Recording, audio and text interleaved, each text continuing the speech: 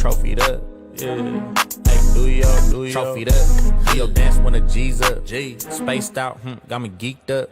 10 toes on the west, can I beat us? You cannot. Shining every time they meet us. Rack 'em up since 96. Been number one in LA, something like that's the gist.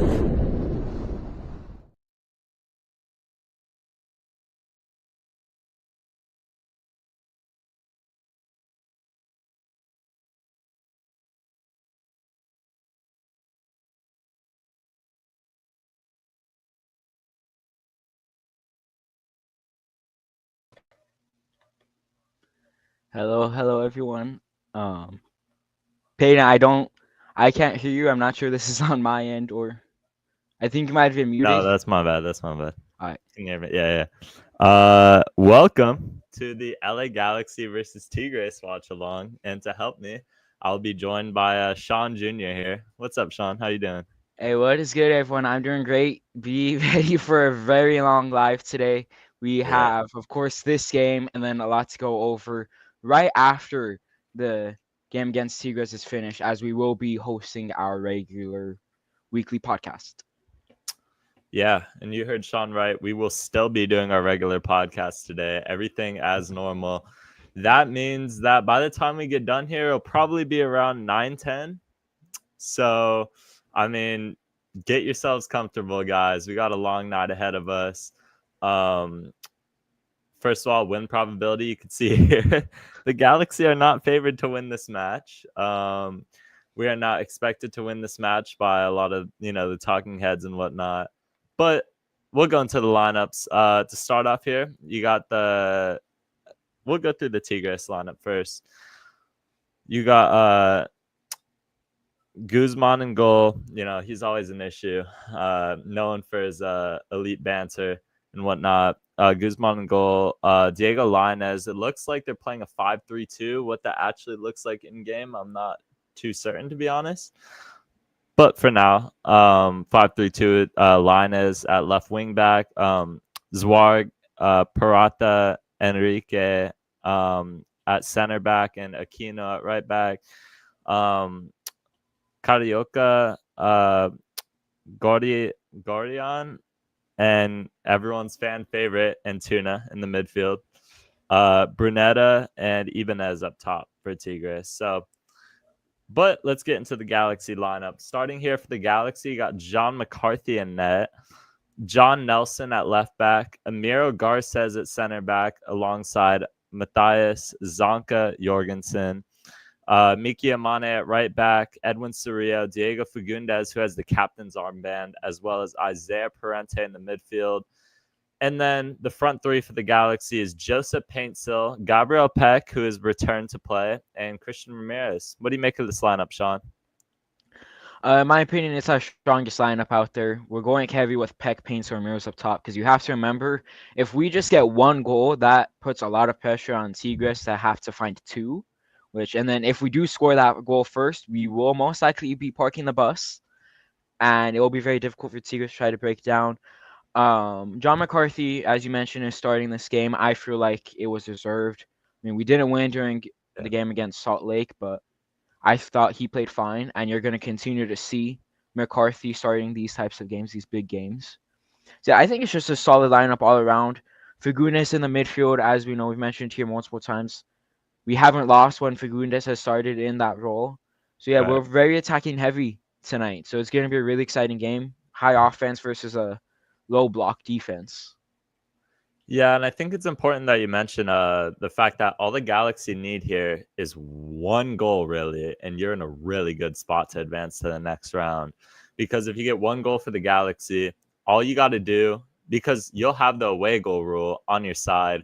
I've been very critical of the away goal rule. That being said, if it gets us to the quarterfinals, best rule to ever grace CONCACAF. So we'll see how that goes. But yeah, the Galaxy are certainly going to be looking for the first goal here. It's going to be very crucial to whoever ends up advancing out of this match is who ends up getting the first goal, honestly, because if Tigres get it, I don't expect the Galaxy have the manpower to, go on the road in Mexico and get a positive result out of it. I think you've been saying that they're going to score goals a little bit of a stretch. That being said, I'm still very hopeful that this team has something left in them. And yeah, Sean, are we ready for predictions, buddy? I am actually going with a 1-1 tie here. I think we will be advancing. I don't think we'll get the win, so still only have one win in like 9, 10 games or something Yeah. like that. But I think you will be seeing a Diego Fagundes goal here to help the Galaxy go through. Don't think Okay. we'll for that clean sheet. With the armband, I know you're very critical of him in the group chat of getting the captain's armband. We had some discussion about that. A lot of people thought that, John McCarthy, including myself, that John McCarthy should probably be the guy with the captain's armband for the Galaxy.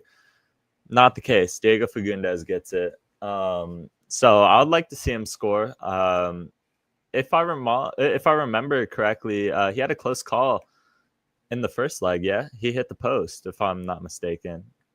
I'm pretty sure. Yeah, I don't remember what half that was in, but yeah, I'm pretty sure he did hit the post. Yeah. If my memory doesn't fail me there, I believe that he got very close to scoring first leg. That being said, it's been a very disappointing season for the Galaxy this far, so I find it very hard for me to say that we're going to advance past Tigres, in my opinion. I think this is where the Galaxy's CONCACAF Champions Cup run ends, honestly. I think if you would have won in Carson, kept a clean sheet, won maybe 1 or 2-0, I would expect the Galaxy to end up going through to the next round. Not the case. I think the Galaxy will lose this game. I want to go with a wild prediction here, but I think the Galaxy lose this game 3-0. I don't think it's relatively close. I think Tigres, manpower up top, is going to overwhelm the Galaxy's back line. I'm not too comfortable with Zonka starting at center back. I don't find it, I don't find the back line to be too steady with him. You saw it last game. And in fact, RSL were very lucky not to run away at that game even more than they did, if I'm being completely honest. The Galaxy could have absolutely been embarrassed more than 2-0. So I would say the Galaxy end up losing 3-0 here in Monterrey, Mexico. It's altitude, so I'm not very confident in this team getting something done this game. That being said, it's a very good lineup for the Galaxy. I think this is our strongest lineup, at least, until Sanabria gets integrated into the squad. I think this is the Galaxy's strongest lineup until you get Ricky Puig back. Well, no, that's not necessarily true. I forget Maya Yoshida's out, which is a huge part of this game. We'll talk about it in the live podcast after. So, shoot score predictions in the chat. I hope I'm wrong. I very much hope I'm wrong, but I don't see the Galaxy, honestly, competing in this match. I don't know. I haven't seen much this season to suggest that they would change anything this match. So we got Ant in the chat with the 4-2 Galaxy win. Quote me on that. We will be quoting you on that. And then, yeah, also the Arsenal shirt in the background is not a fan favorite right now.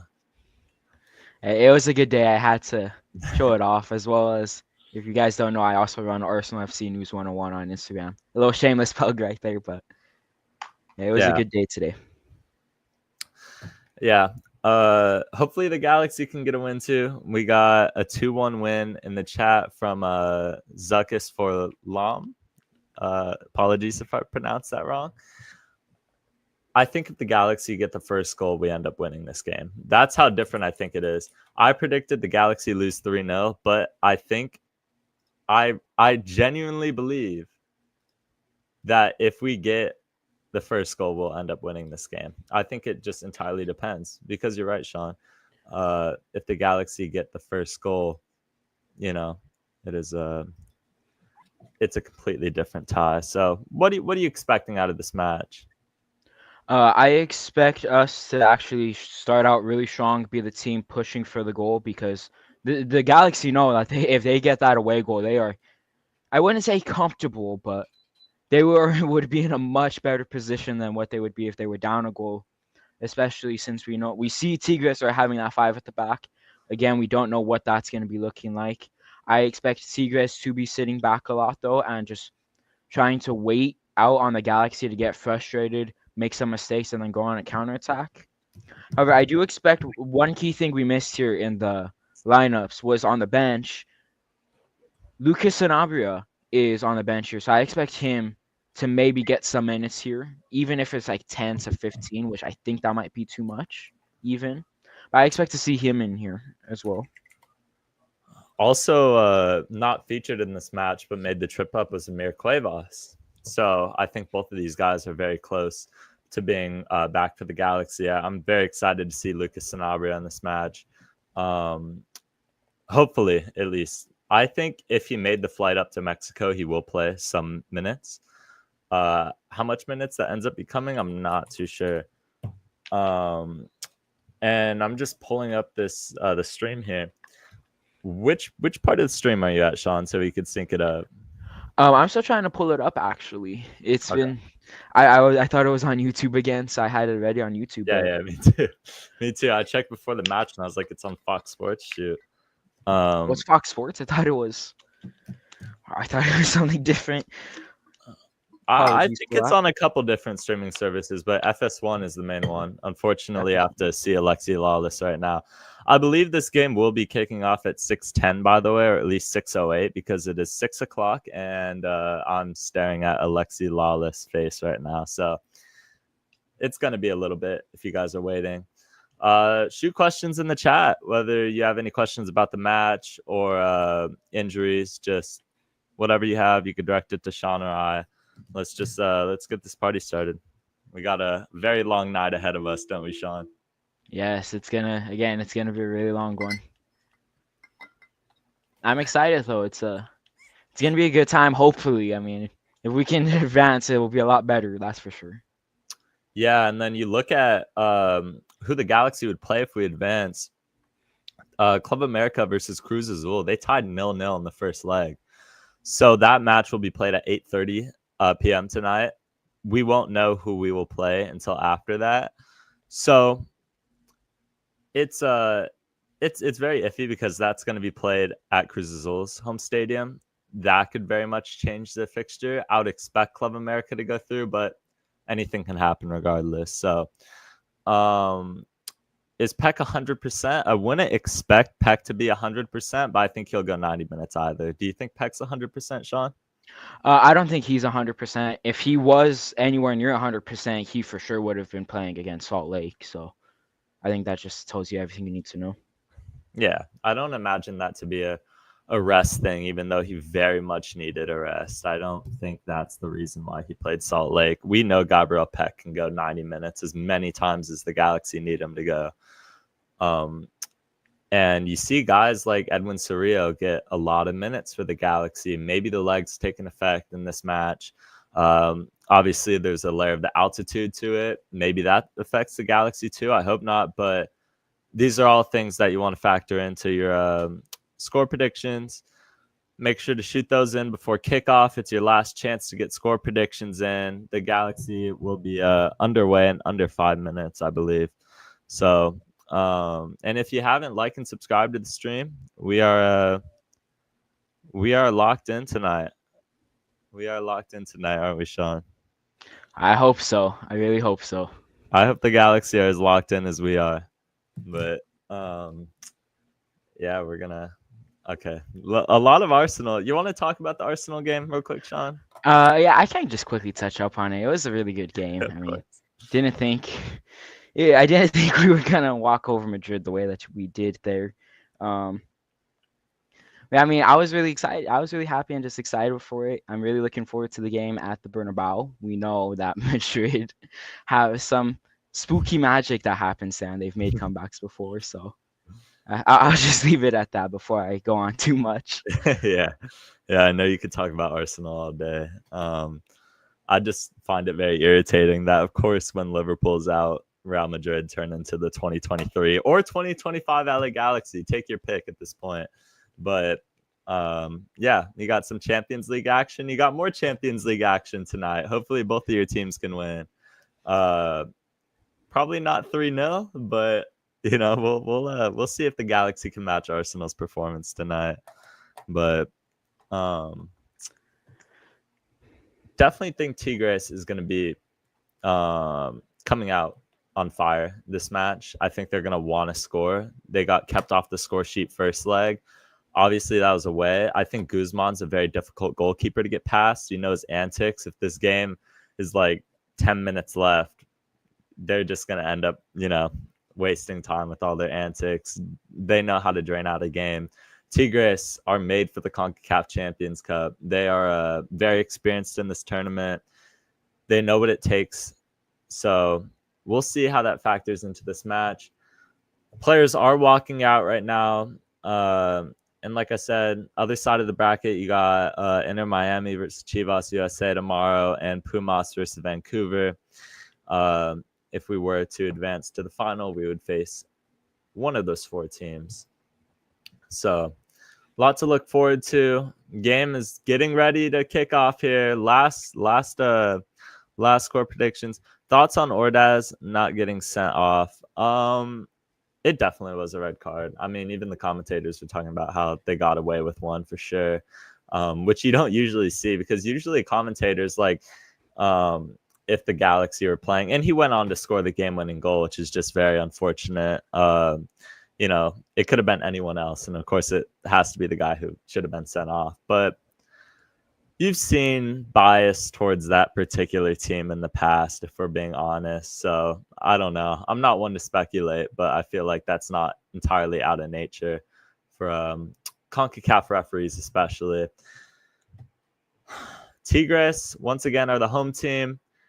This match will kick off at 6:08. It looks like 0-0 on aggregate. First leg, Galaxy Stadium was a 0-0 draw. Neither team could get the better of each other. Reminder, if this match is 0-0 after 90 minutes, we will go straight to penalty kicks. No extra time, straight to penalty kicks. And all the Galaxy need is one away goal, and a tie will do. So tie or win for the Galaxy. As long as we get one goal, we're golden. So let's hope we can get it done here, guys. Sean, If we're in the 95th minute here and it's still 0-0, do you just make a quick emergency sub and bring in Mitrovic for the penalties, or do you trust McCarthy going through? I think you trust McCarthy. I'm very critical of John McCarthy, but I think John McCarthy is like the penalty specialist, if I'm being honest. I know Novak Mitrovic had that one penalty shootout. We won against Chivas last year. That being said, John McCarthy won an MLS Cup on a penalty shootout. He made a career out of being a penalty specialist, and I would tend to lean towards John McCarthy. So the Galaxy are underway here. Are you also underway, Sean? Sean, I can't hear you. I don't know if that's on my side or not. What about now? Okay, yes. Wow, just having technical difficulties all over. Yeah, I have the game up. There's not an actual score yet. Okay, never mind. It's on the 24th, 25th. Yeah. No? Okay, we're synced up. We're synced up here. Tigres testing the Galaxy backline very early on. Zonka clears the ball but doesn't get the best of it. Tigres looking for a crossing option. They're going to play it out wide. Cross it into the box. They can't find anyone. Cleared out by Miro Garces. This is the start Tigres wanted. They're very aggressive here. They cross the ball into the middle. Open man. Swings. Bicycle kick. Save John McCarthy. That's a great save there. That's a good save by John McCarthy. But early looks for Tigres. I think there is a lot of right to be worried on that start from the Galaxy. It's very early on here, but it looks like Tigres are trying to see if the Galaxy are awake or not, and it didn't look like it. So let's settle into this match here for the Galaxy. Thoughts on John Nelson over Julian Ade, left back? I don't think it's anything to look too far into. You have some rotation there. Nelson's a very capable left back. Aoude is a very capable left back. You don't want one of them playing 90 minutes 3 times in a week, considering you also have a game on the weekend. So, yeah, it's nothing too serious to look into, in my opinion. Yeah, and the thing that I kind of taken into account when it comes to that is I just think Greg Vanney likes the matchup a lot better with Tigres as Zonka plays a ball out right. Miki Amane is going to be on it. I like the connection that Miki Amane and Peck have, and the Galaxy are now threatening Gabriel Peck. It's interesting to see. You saw it in the first leg a lot. Joseph Paintsel and Gabriel Peck are like both playing on the right side. Like they're doing a lot of interchange with their play, but they're almost both playing right wing, which is interesting as Joseph Paintsel chases down this ball. Tigres keep it out for a corner. That is good play by the Mexican side there. That's Gonna going be a to go throw out. in. Galaxy Yeah, throw. back to mention with Peck and Paints on the right hand side, we did see that a lot to start the season off last year. I want to say until maybe the game against Seattle at home, which was a solid stretch of like 4-5 games. Yeah. Where you saw them overloading that right hand side, and to Vanny's credit, it did work. Just gotta have to hope it works now, and maybe you continue seeing that more out for the rest of the season. I think the issue is you have like two natural right wingers. We obviously got fortunate enough to land both Peck and Paintsel, but I know that wasn't like the original idea. They had a lot of transfer targets like Ramon Sosa that didn't end up going through. But what landing both of them did for the Galaxy is they have two right wingers, two natural right wingers. Joseph Paintsel played a lot out left last year. You saw when the Galaxy played more traditionally of a 4-3-3 that Paintsel would go out left. But that's not how the Galaxy are playing right now. You're seeing Gabriel Peck, you're seeing Joseph Paintsel both occupy the right wing and have a lot of interplay. And I like that, honestly. But Tigres building up, cleared out by John Nelson for a throw-in. Is Barry on yet? Not quite. Not quite. Barry's the type of player, if the Galaxy grab a goal, you definitely want to see just to slow down the run of play and see that one out.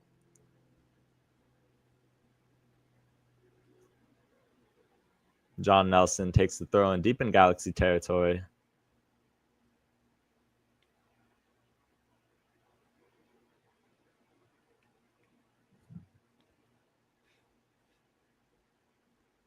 John Nelson just waiting to throw that one in. Very patient. Joseph Paintsel now. Chasing down that ball. Nobody faster than him in the world, by the way. And Matt, if you had another type of player like that on Peck's side whenever it's time for Peck to go do other things, they're going to have a real issue for sure.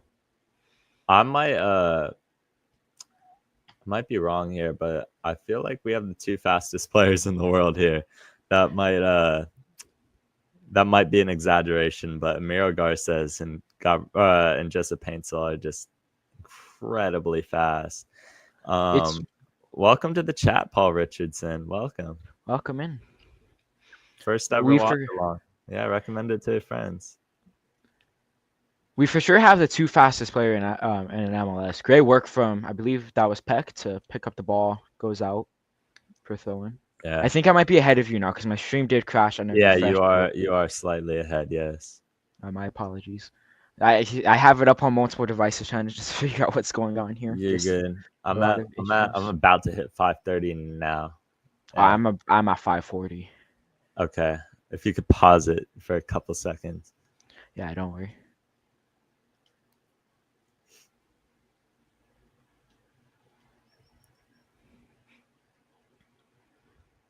Let's see.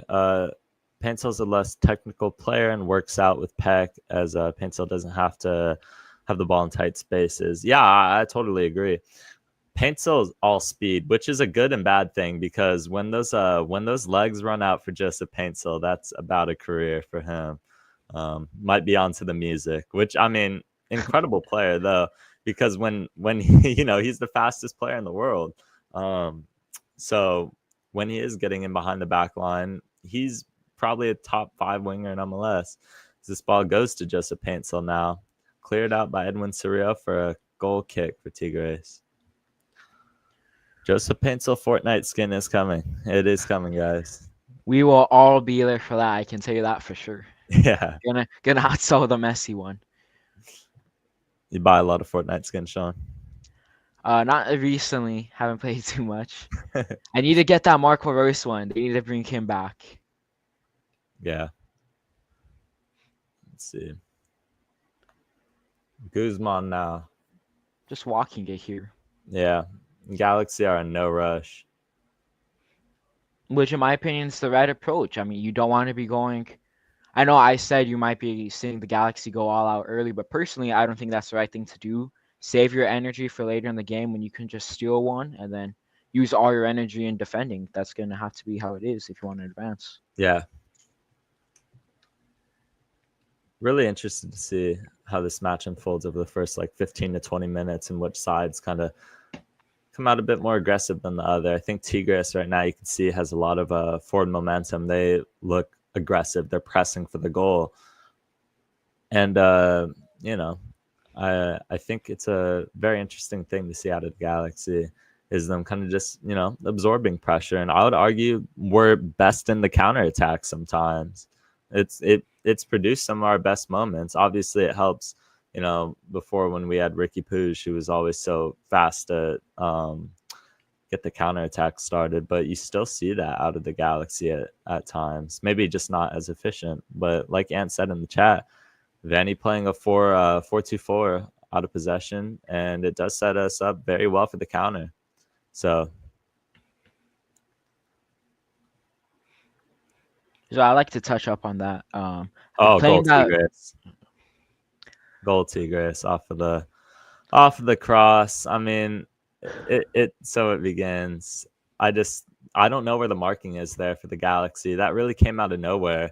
They just whipped in the ball into the box and nobody gets on the end of it. So Tigres up 1-0 here in Monterrey. And yeah, anything you want to touch on here, Sean? What were you going to say? I need to be honest. I didn't see the goal. I was looking at the lineups trying to figure out what I was going to say there. So I'm watching the goal for the first time here. Yeah, it's just I also do want to see the replay because it's like, who left him that open? I mean, just let's see. It's a tough one. I think that's Zonka. I think that's Zonka's man. No, it might be kinda. I think it's Garza's man. I would like to see Zonka do better, but you also gotta look at the guy behind Zonka was open as well. So that looks like John Nelson's. Yeah, I guess I could see your point, but Tigres up 1-0 here in Monterrey, Mexico. We are back underway. 2-0. There's some VAR. Oh, and that's 2-0 Tigres in Monterrey, Mexico. And the Galaxy have completely fallen apart here. I mean, it's exactly what you've seen all year from this team. It's a complete embarrassment to walk into Mexico and 10 minutes in, be down 2-0. 2 goals in 2 minutes. Utter embarrassment from the club. I didn't even see it. They didn't even finish the replay of the first goal before they just scored their second. Absolutely unreal from the Galaxy. It's too easy. They just steal it from us. Wide open defense, cuts it on the inside, buries it with his left. It's a great goal. Give him credit where credit's due. Not many keepers are saving that one. It's just too easy, man. It's ridiculous, really. The Galaxy have picked. Urialan. Yeah, I'm changing that tab there just so I could show the live update. But Galaxy picked right up where we left off at the RSL match, and it was Antuna, the former Galaxy man. It's just so underwhelming, but we got to find a way back into this match before it gets embarrassing. Miki Amane, great switch. I thought he had Diego in behind, honestly. I would have liked to see him play that earlier, but it's fine. Gabriel Peck, never going to win that. Oh, almost a banger. Well, not really almost, but there was an attempt of a banger by Isaiah Parente. As this updates here, as you can see the scoreboard update. Yeah, I'm sorry, Paul Richardson. This is a bad first watch along because the Galaxy have completely laid an egg here in Mexico. There's still time for the team to get back into the match, but if the win percentage was 66 in favor of Tigres going into this match, it's got to be close to 0 now. I mean, Yeah.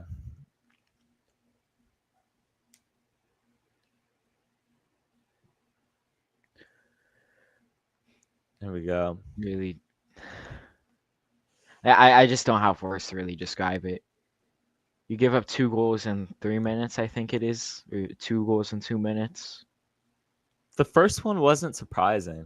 The first one was not surprising to me. The second one blew my mind because it's like you cannot concede that right off a kickoff. This team, why even fly on the plane to Mexico if you've still been asleep the whole time?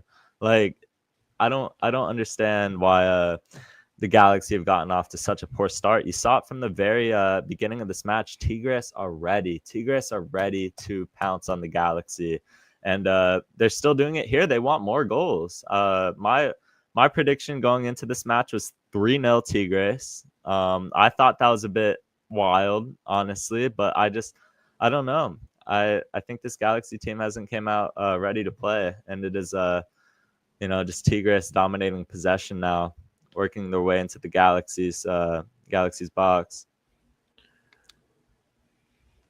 I like to touch on this from the chat here. Hot take, but I've noticed it since last season. There's an outlier in defense, and all these crazy things happen when that player plays, and it's not Zonker. So I'm gonna. Gar says, I disagree.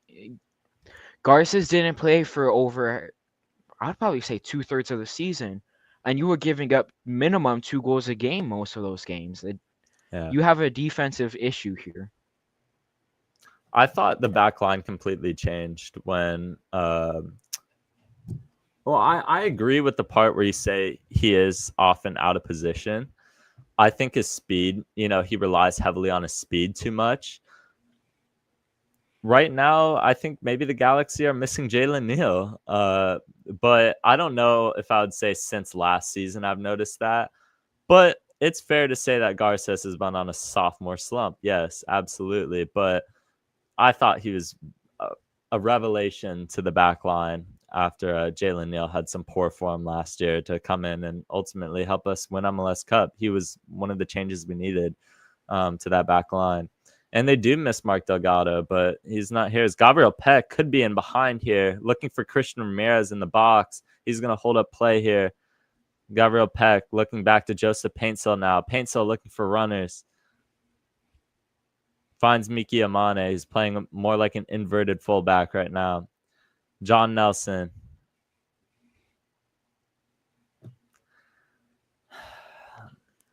Yeah, I mean, Gabriel Peck. Go ahead. When you look at how Tigres are playing here, any Galaxy player that has the ball on the wing has 2 players in front of him and 1 behind those 2 players.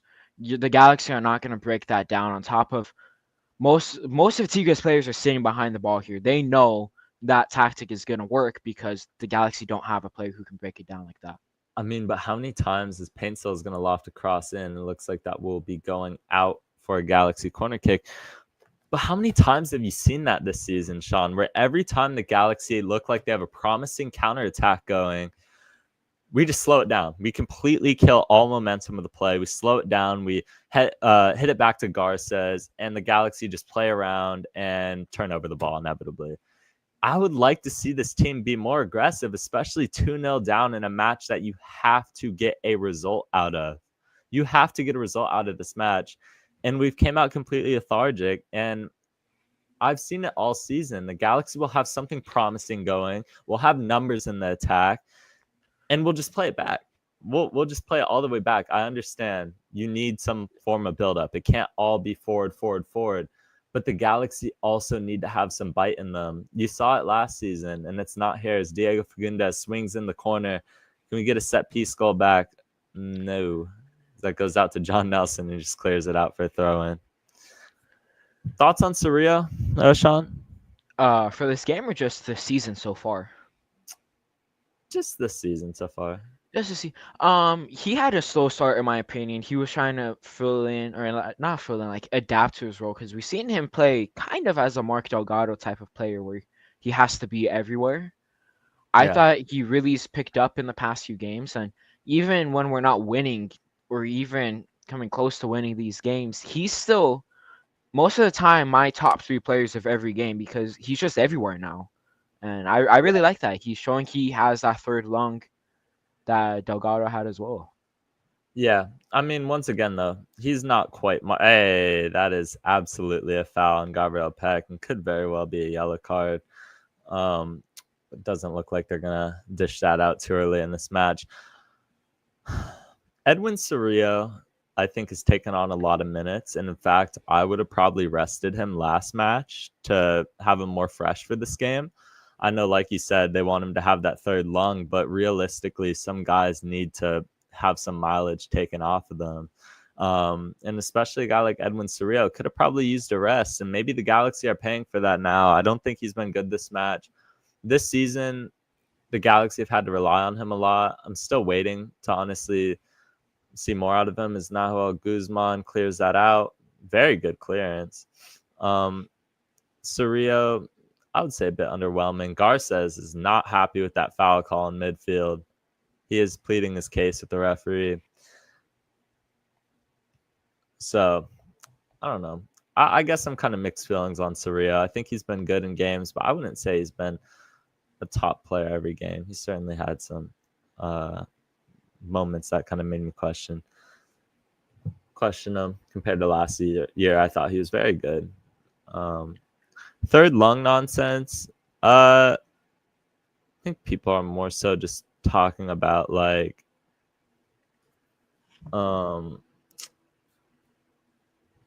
you know, his stamina and his ability to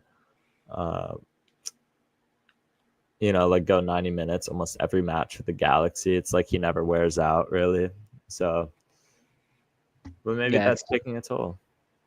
That's what I was implying. He's just able to just run and run and run 90 minutes a game.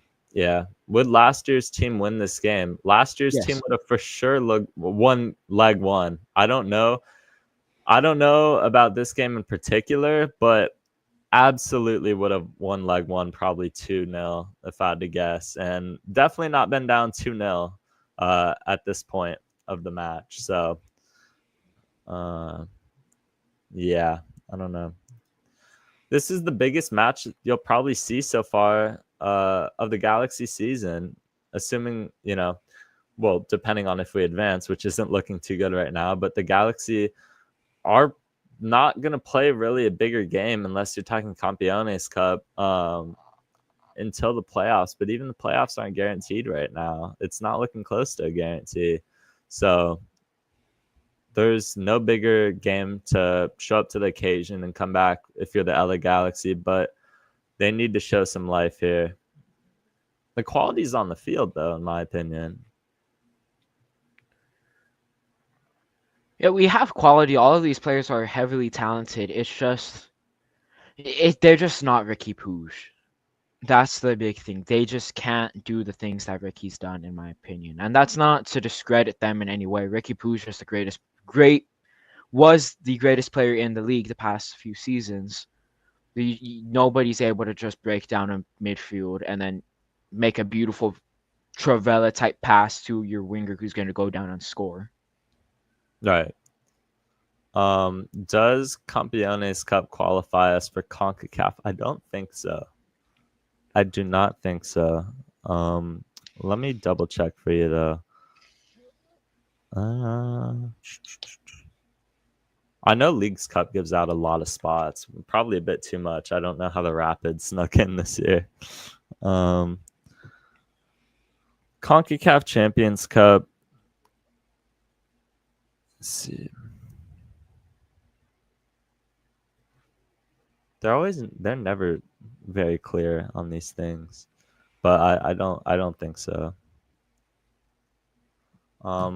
Would having Ricky even help? Yeah, for sure. But the point that I made last time is that, you know, at Salt Lake, the Galaxy have to almost move on from Ricky Puig. Like, you almost just have to bank on him not being here at all this year. I say that because I don't think the Galaxy have figured out how to play without him. I mean, you had the MLS Cup game. It's a one-off game. So much different. So much with a completely different roster too. But given this current Galaxy roster, I don't think we figured out how to play without Ricky Puig. And that's where I'm like, you almost got to pretend like he's not there. It gets to a point. We're going on May now. I mean, May is around the corner, and the Galaxy are still without a win in MLS play. They'll play the Dynamo, which is a very good shot. But I mean, we're coming up on 2 months into this year, and the Galaxy haven't looked very good. You had a watch along on Saturday. We do. We have a watch along every away game. So make sure to tune in. I know you said it's your first watch along. Where's Royce? Where is Marco Royce, Sean? Probably living on the beaches in LA right now, but probably doesn't even have the game on. Yeah, he is definitely in Cancun right now, making vlogs. We do have a game Saturday at home. Reminder, we will go right to our live podcast after this game. Probably at Disney. I was at Disney today, and I did not see Marco Royce. So, he's probably at the beach. Although I didn't go into Disney, so, that very much could be the reason. As Guzman sprays this out wide.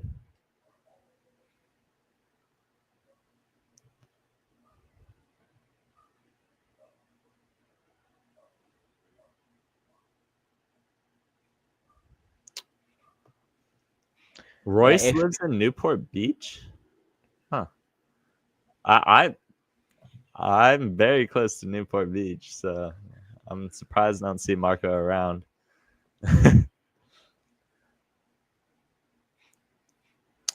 Tigres just very, very calm to have this game be 2-0. The Galaxy are not too concerned, not too bothered right now. And just good play out of the back from Tigres. Galaxy having to chase this. A lot of players looking very uninterested at getting back into this match. It's good here from Peck on the wing. There we go. Peck. You might be ahead of me a little bit again. I think I'm about 4 or 5 seconds now. Apologies for that.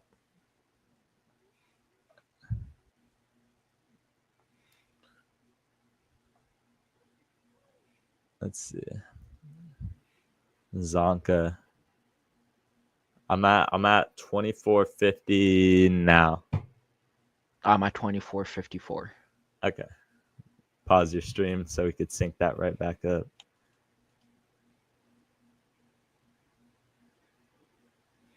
Joseph Painso.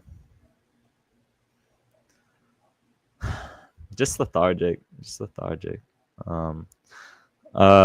He posted a ton of pics out there. Where are you from, Peyton? I actually I'm from the IE, but I'm in OC right now, so I'm not too far from Newport Beach. Sure.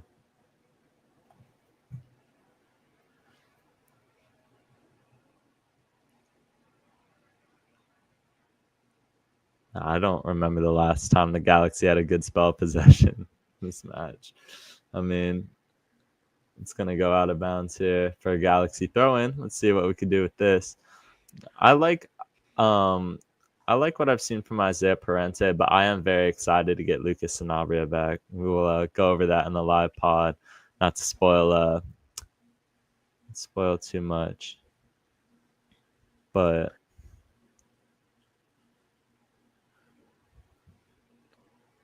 do you want to mention we were talking about Parente during the game against Salt Lake? I believe it was Parente, right, who we were discussing potentially dislocated his shoulder. Yes, yeah. A good thing he didn't. He's here. He's playing.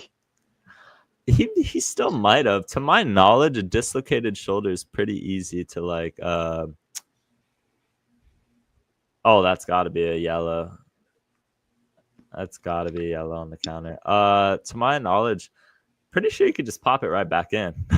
I don't know. Oh, and then To my knowledge, because I mean, it still might hurt for a couple days, but I don't think you'd miss time with like a dislocated, serious time, with a dislocated shoulder or whatnot.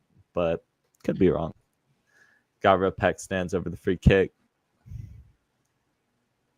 Yeah, like Samuel said in the chat, Shohei Ohtani played on a dislocated shoulder in the World Series, so it just depends on the severity of it. But it's not. It is nice to see him play. He didn't want to rush Lucas Sanabria back or have Tucker Lepley. No disrespect to Tucker, but you probably want your guy Isaiah Parente starting that role. So Diego Fagundes and Gabriel Peck stand over this free kick here. Peck is going to take over or wide, just well short of the mark. So the Galaxy will face Tigres. Tigres goal kick here. Looks like they're lining up pretty high up the field. We'll see if see what we can do.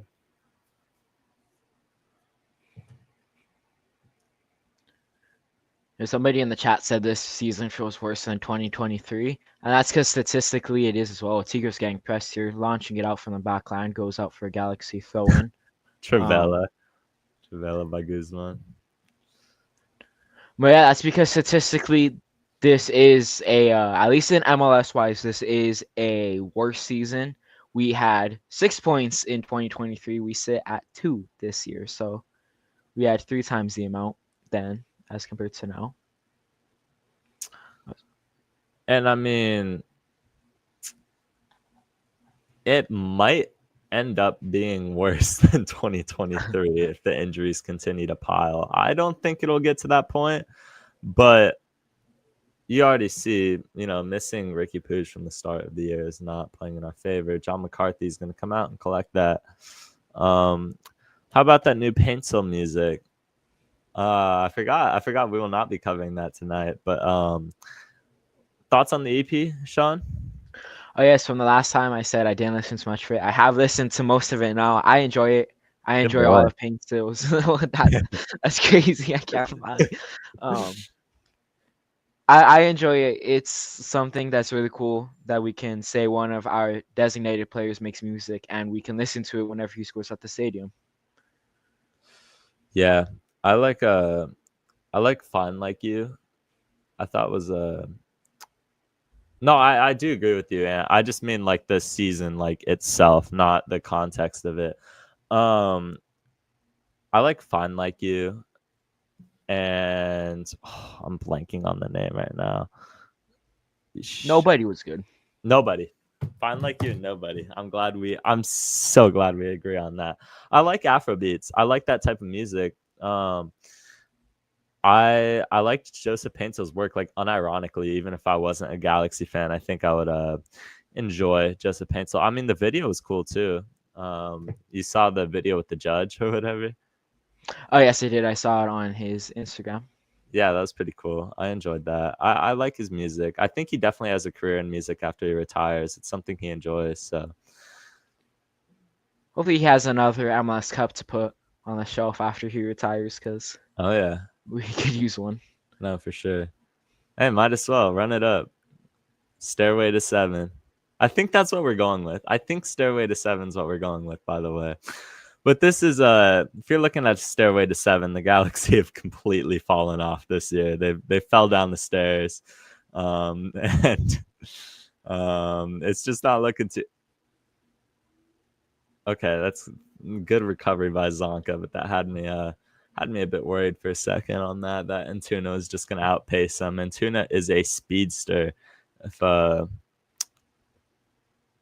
you've known his career with the Galaxy, at least, obviously, former Manchester City player, former Galaxy player, most notably. Joseph Paintel now has a man. He missed him. It was a good look. It was a good look. That was our first real good look of the year. Or not of the year, of the game. Pretty much of the year. Might as well throw that in. Good looks of the year for the Galaxy, in my opinion. I think that might count as a shot on target. So, I mean, at this rate, we're doing better than what we did in Salt Lake. So, There we Gotta go. look at positive somewhere. Exactly. Scoreline's the same, but hey, it's a step up for the Galaxy here. As Tigres tried to send him in behind. That's good positioning by Garces. There we go. I want to see more of that. And then we turn it right over. Great Tigres save. got right past. Yeah, you're ahead of me. Shoot. I'll keep my reactions to Okay. myself then for this. I was like, how did that turn into a save? All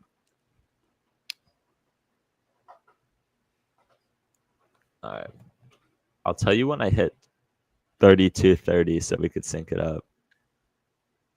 Now.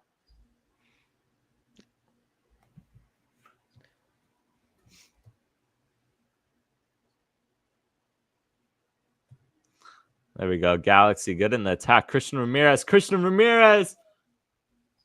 Guzman comes out and collects it. That was another good look from the Galaxy. Obviously, coming off of that Tigres shot, decent save by John McCarthy. Zonka, that's never a penalty. I'm not seeing the shout there. Guzman has to be very careful there too, because if Christian Ramirez takes that past him and Guzman gets any part of Ramirez, that's a penalty.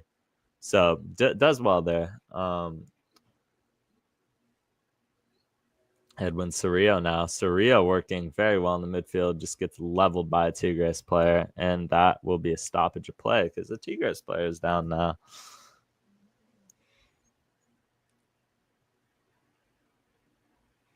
Oh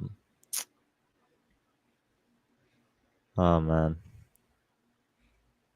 You know, there is a game coming up for the Galaxy. I'm reading chat here. Someone said it hurts from seeing this team go from head to head with Miami to this. We do have a big game, I believe, in a couple months against Philadelphia, and it might be a battle for the wooden spoon at that point if we don't pick up form. So, wait, against who? Who is it? Who is the team that just lost to San Jose? Wasn't it Philadelphia? No, Philly are good this year. DC. DC. Oh, DC. Correction. Yeah. My apologies. Because I was about to say Philadelphia are actually cooking. Christian Ramirez and blank. Okay, I've already seen the discourse and whatnot. What do you think of Gabriel Peck so far this year? Is he underwhelming you a bit? Yes, he's trying, especially later in the game. He just tries to do too much, but he's just not putting up numbers as he was last season, which was expected. Yeah, I think you look at this Galaxy roster, and it was really Peck and friends for the first couple of games, at least until Joseph Paintsel got back. So I think he was forced a lot into the Ricky Puig role of 2023, and maybe still is, but I think Joseph Paintsel takes some pressure off of that. But, you know, you saw Ricky Puig get criticism a lot in 2023 for his performances. I feel like Peck's kind of in the same situation here. If you have Peck with a lot of good players around him, I think he will be fine. I just think right now the team is, as he just gets dispossessed, but they're going to call that a foul. Thought the yellow card was coming out, but it will be a free kick for the LA Galaxy. Yeah, no, Benteke is very dangerous. He's a player who could just drop a hat trick at will. He's low-key been underrated, as crazy as it sounds. He's like never in the MVP conversation, but he always is like up there in the Golden Boot. You know, I think he won Golden Boot last season. He did, yeah. But he didn't win MVP. But I don't know. But back on Joseph Paintsel, not Joseph, but Gabriel Peck underperforming. I agree. I think it's been a bit disappointing, but I just, I think the team let him down a bit. And now he's kind of forced in a position where he is the only real talent, or was the only, real difference maker. The guy that could just change a game at will And like you said, maybe he just started doing too much, but I don't blame him really. So, you know, I just I have a bit of sympathy for Gabriel Peck, but let's see what Ant here in the chat said. He's doing too much. Things he doesn't need to do. Look at Josuke's return game. Within minutes, we had a run of plays that looked exactly like last year's team. He needs to stay in place. I don't entirely disagree. I also it'll be interesting if we just go back to a traditional 4-3-3 instead of doing this 2 players at the right wing spot. I was intrigued going into this match to see how it would look. It hasn't looked good. So, maybe the Galaxy changed something up going into almost halftime here. It's the 38th minute of play. Galaxy have a corner kick. A lot of pushing and shoving going on in the box. No, really, even with this formation here, yellow card issued, 2 yellows issued. Yeah. Yeah, with the 4-3-3, we're not playing a traditional style either tonight. We see Fagundes is drifting out wide and then overloading the right-hand side. I don't know how you issue yellow cards for that, if I'm being honest, especially to one of our center backs. I think that's a bit ridiculous. I mean, they're pushing and shoving back and forth. The referee has to take hold of this game, so I understand that, but yellow cards may be a bit too extreme. This corner kick goes in. Olympico attempt, maybe, and it just sails out for a goal kick for Tigres.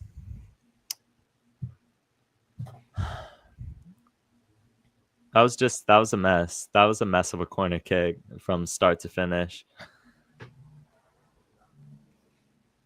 And you got a yellow out of it too, so yeah, couldn't have gotten worse.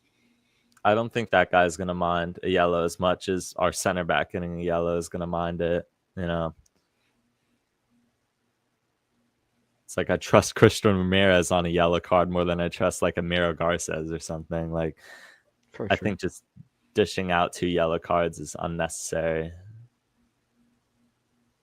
especially when one of them's a center back.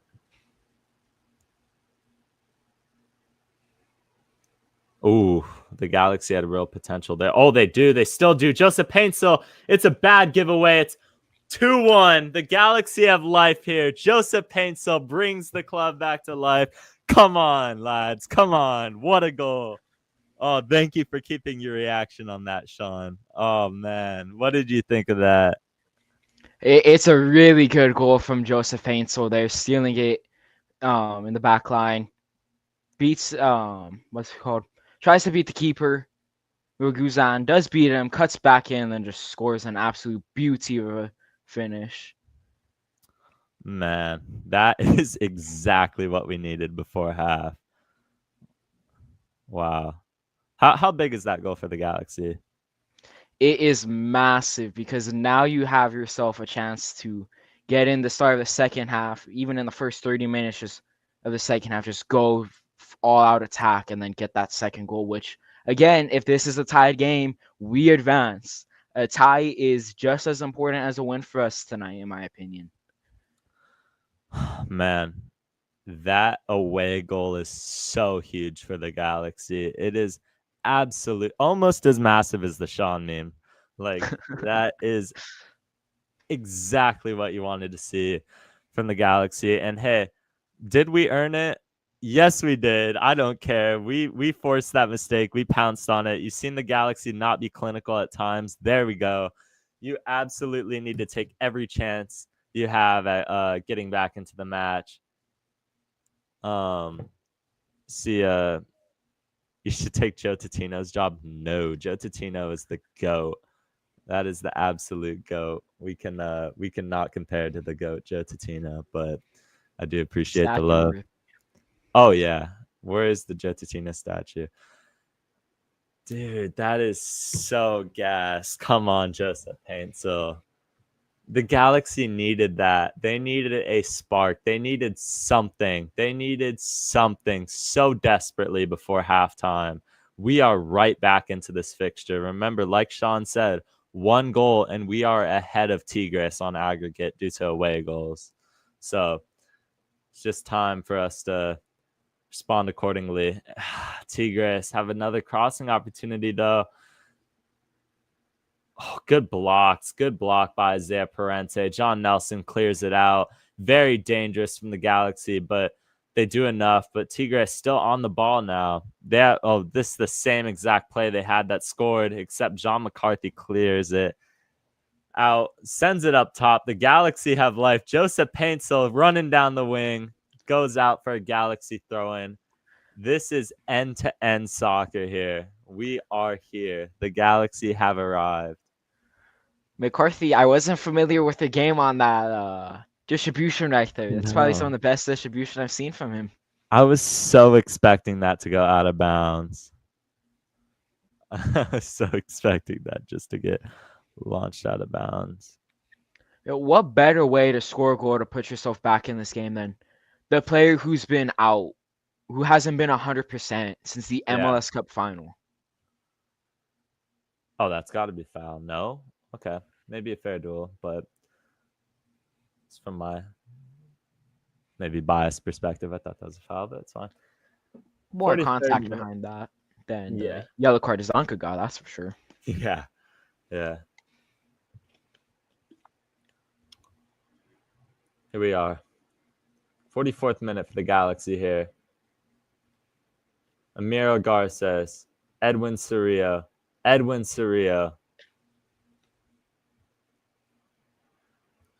Diego Fagundes. It's going to go out for a referee. Tigres throwing. Okay. Can we get another goal before halftime? If the Galaxy can go into this half 2-2, you are absolutely thrilled. Even 2-1, given how this started 10 minutes in, is a positive thing, I would say. But Cerrillo now. Christian Ramirez. Gabriel Peck.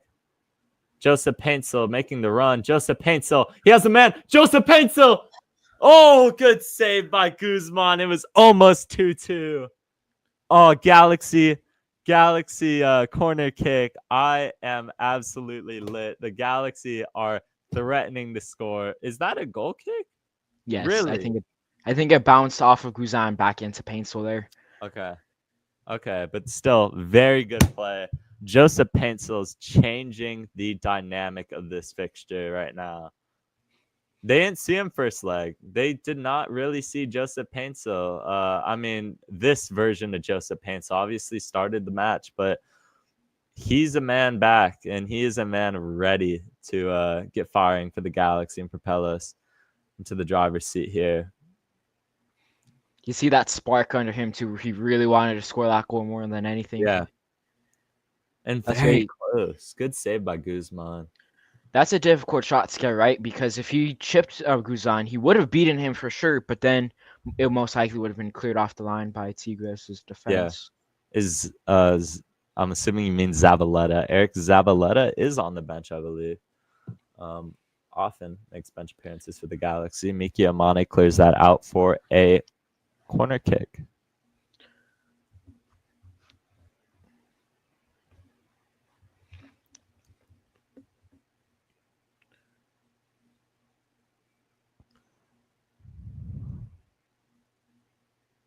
Some Galaxy fans down in Mexico showing some love for the team. You love to see it.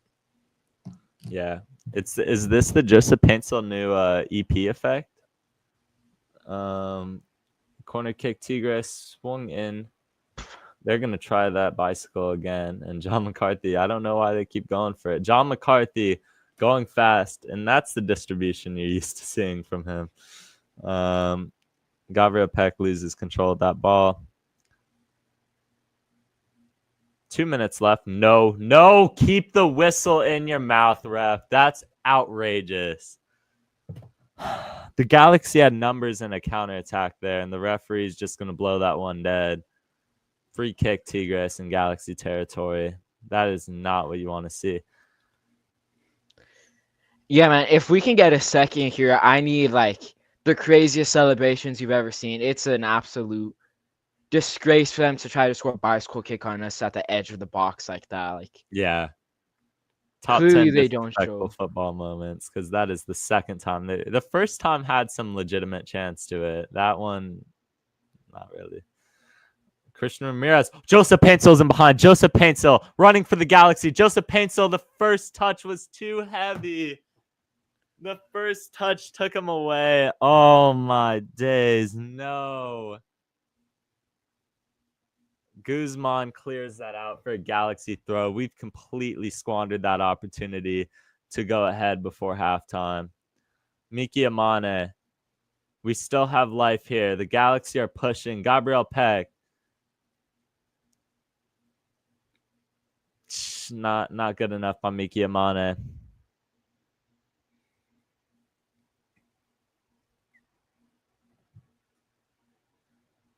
You love to see that chance come. I mean, you've had 2 good chances off of Payne, so unfortunately he couldn't find the back of the net for one of them.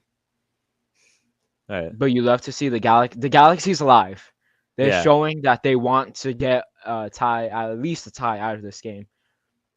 As that will go out for a Tigres throw, and that will be probably the end of the half. I don't think Tigres are going to throw this in, really.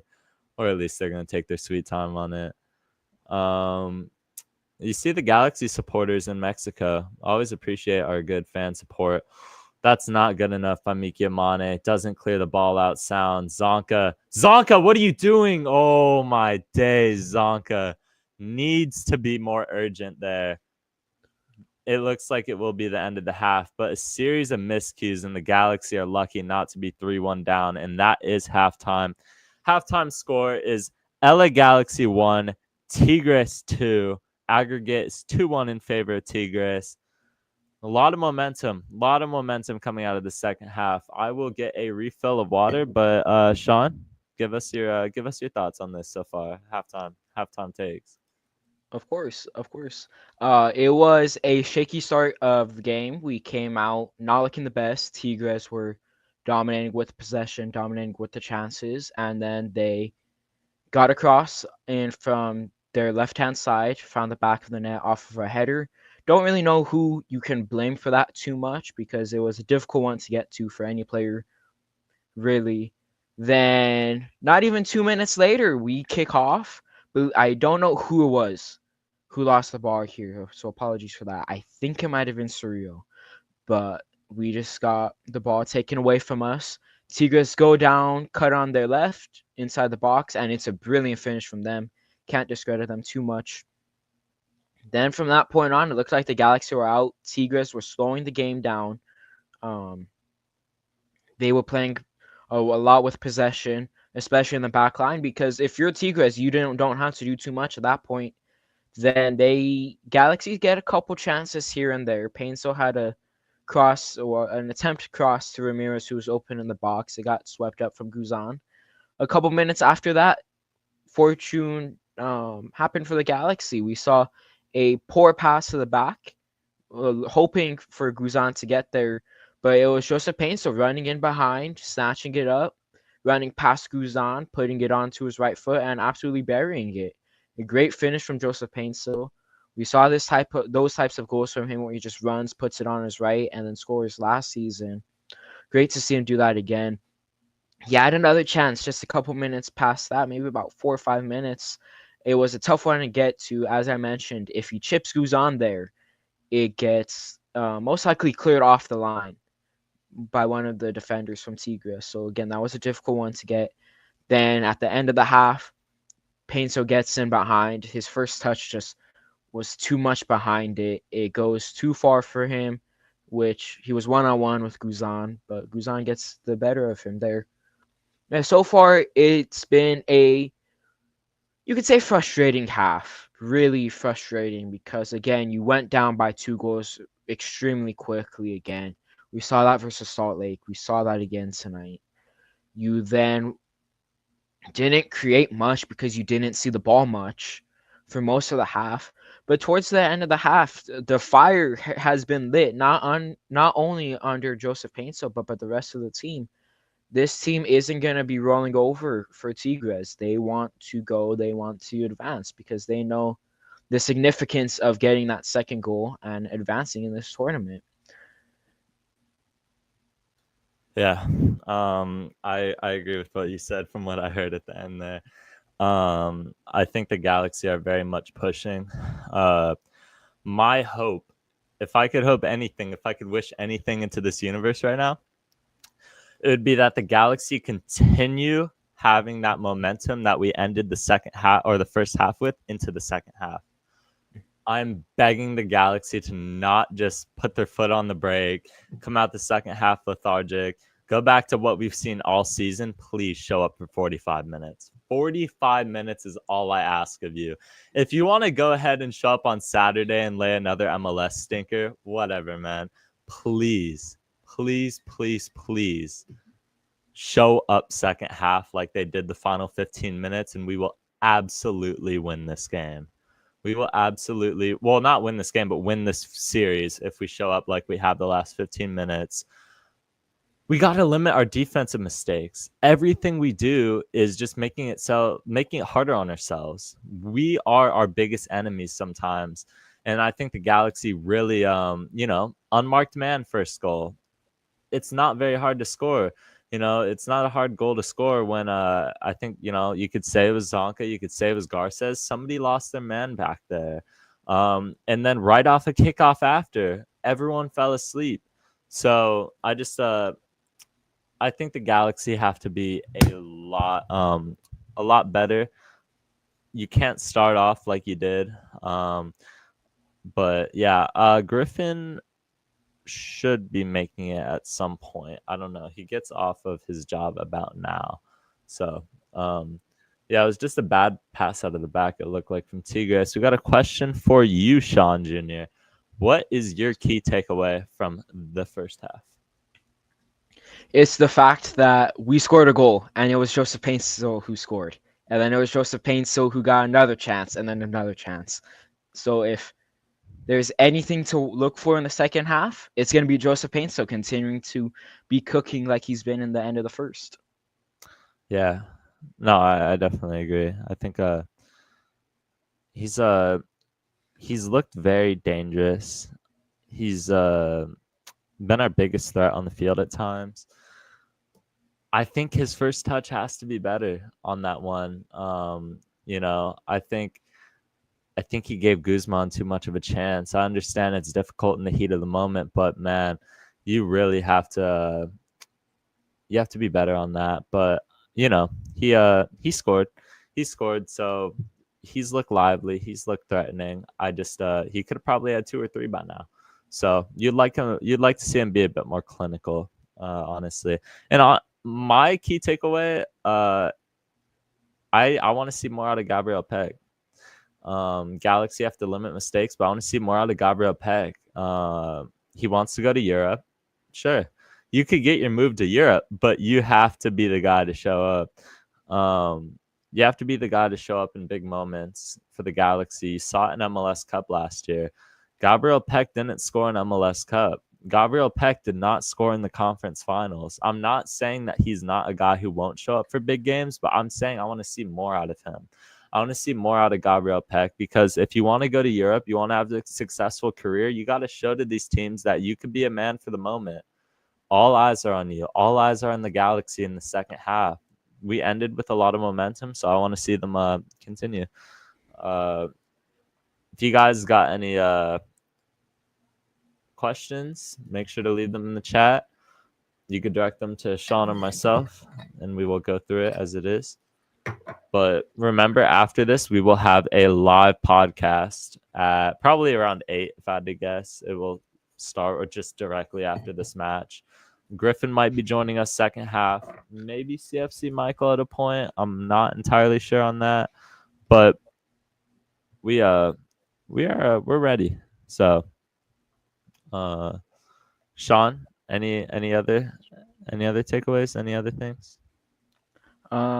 Just really agreeing with you with our back line is really our main enemy. We are shooting ourselves in the foot too much, and again, evident giving up. Oh, I don't see the time there. I want to say the actual times. Believe it was in the 10th and 12th minute we gave up the goals, or like 9th and 11th. I believe it was. Let me fact check this. the Galaxy conceded in so slow the 10th and 9th minute. 10th and 9th minute. Wow. That's so I was saying that we gave up 2 in 3 minutes. No, it was even worse than that. Yeah, it was literally 2 in a minute. Right off a kickoff, they scored. Let's see.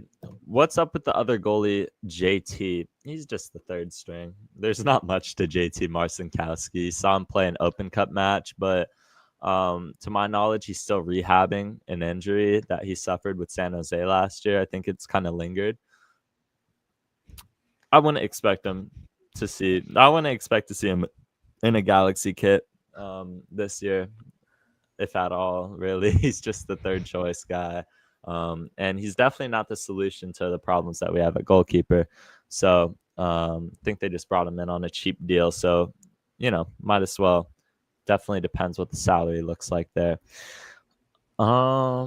I think Peck and Paintsel playing next to each other is working. You can put 2 guys on Peck, sure, but you have Paintsel next to Peck, and it's miles harder to defend.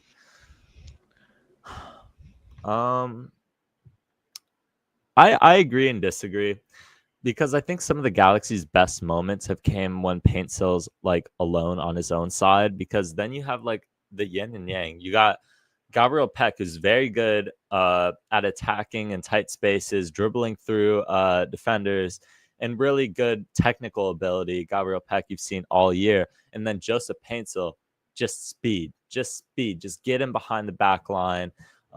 They're both pretty clinical. I would have liked to see Joseph Paintsel have a bit better touches. I would have liked to see more out of Peck, honestly, that we've seen thus far this year. So, I think there's positives, though. Like you said, having Peck and Paintsel on the same side makes it very hard to defend. It makes it very difficult for any team facing the Galaxy to defend when you got 2 absolute, stud, our 2 best players for the Galaxy on the same side. Good luck defending that. What is up? Galaxy runs LA in the chat. Yeah, Joseph Paintsel is Lightning McQueen IRL. I mean, put him on the race field, and then like Lightning McQueen, he had his injuries, but he's back, and he came back, and we're here now. So who got you smiling like that, Sean? Lots of things right now. Really excited for the second half. I have some good optimism. I have a lot more optimism for the second half than I guess I expected myself to have, just because of the way that we ended it. We looked completely different. So yeah. We'll have to see how this develops with the Galaxy here. Expectations for the second half, Sean. He is gone. Okay. What I expect out of the second half, I think the Galaxy will be pushing. I think they'll really be pushing for the second goal. And I just think I think the Galaxy are going to come out lively. I would expect them to look pretty similar to how they came out of the end of the first half. I think Tigres is going to be a lot more aware of what the Galaxy are. We had the momentum, so maybe they try to slow us down a little, put a wrench in our plans. Greg Vanney is a very good coach. I don't care what you say. The coach of Tigres is inexperienced compared to Greg Vanney, who is I think 3-time MLS Cup champion. Greg Vanney knows how to coach in these moments. I think he's giving a very good locker room talk right now. And I think the guys will be motivated to come out. So, yeah, what do you expect, Sean, out of the second half? Oh, yeah, it's pretty much just saying the same thing you said. I expect a lot of more chances. The fire is still there for the Galaxy. They're going to be quicker. Hopefully, they're going to be quicker.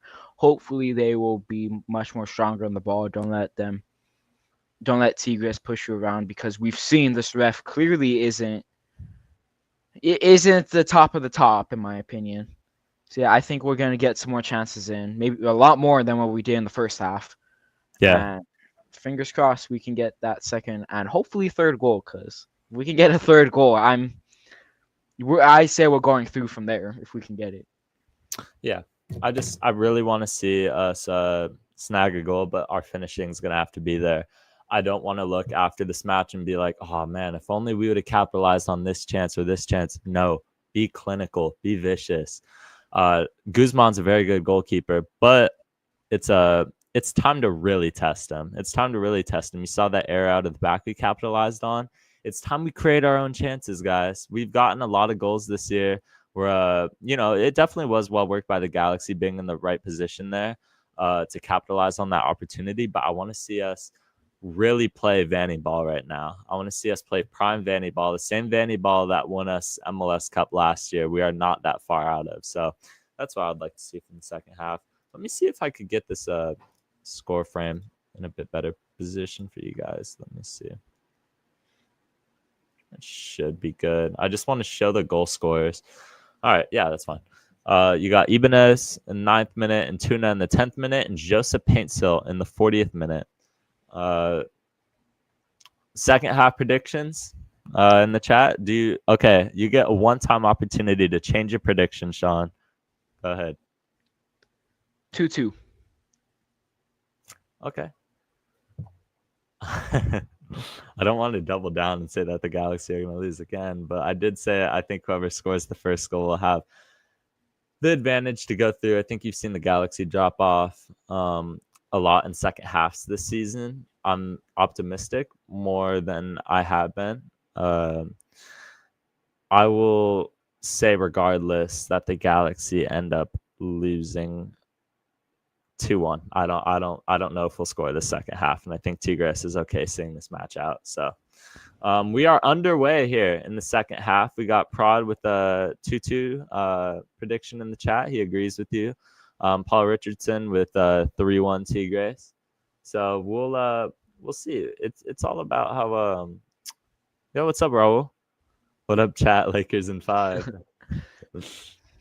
We one of my good friends is very good with the Lakers in 5 rhymes. I am a Clippers fan, so I am. I'm sorry. Yeah, I know. Thank you. That free kick by the Galaxy is just going to trickle out for a goal kick. Yeah. Yeah, the Clippers are they're an interesting team. Yeah, I know. You can boo me. Whatever. Hey, Eli Lesser supports the Clippers, so if you're going to boo me, boo Eli too. We're going to have Eli on eventually. I don't care. Eli Lesser will be on the pod. You got Luca? Yeah, well, we have, day-to-day Kawhi Leonard. We have a new stadium. Intuit Dome's nice.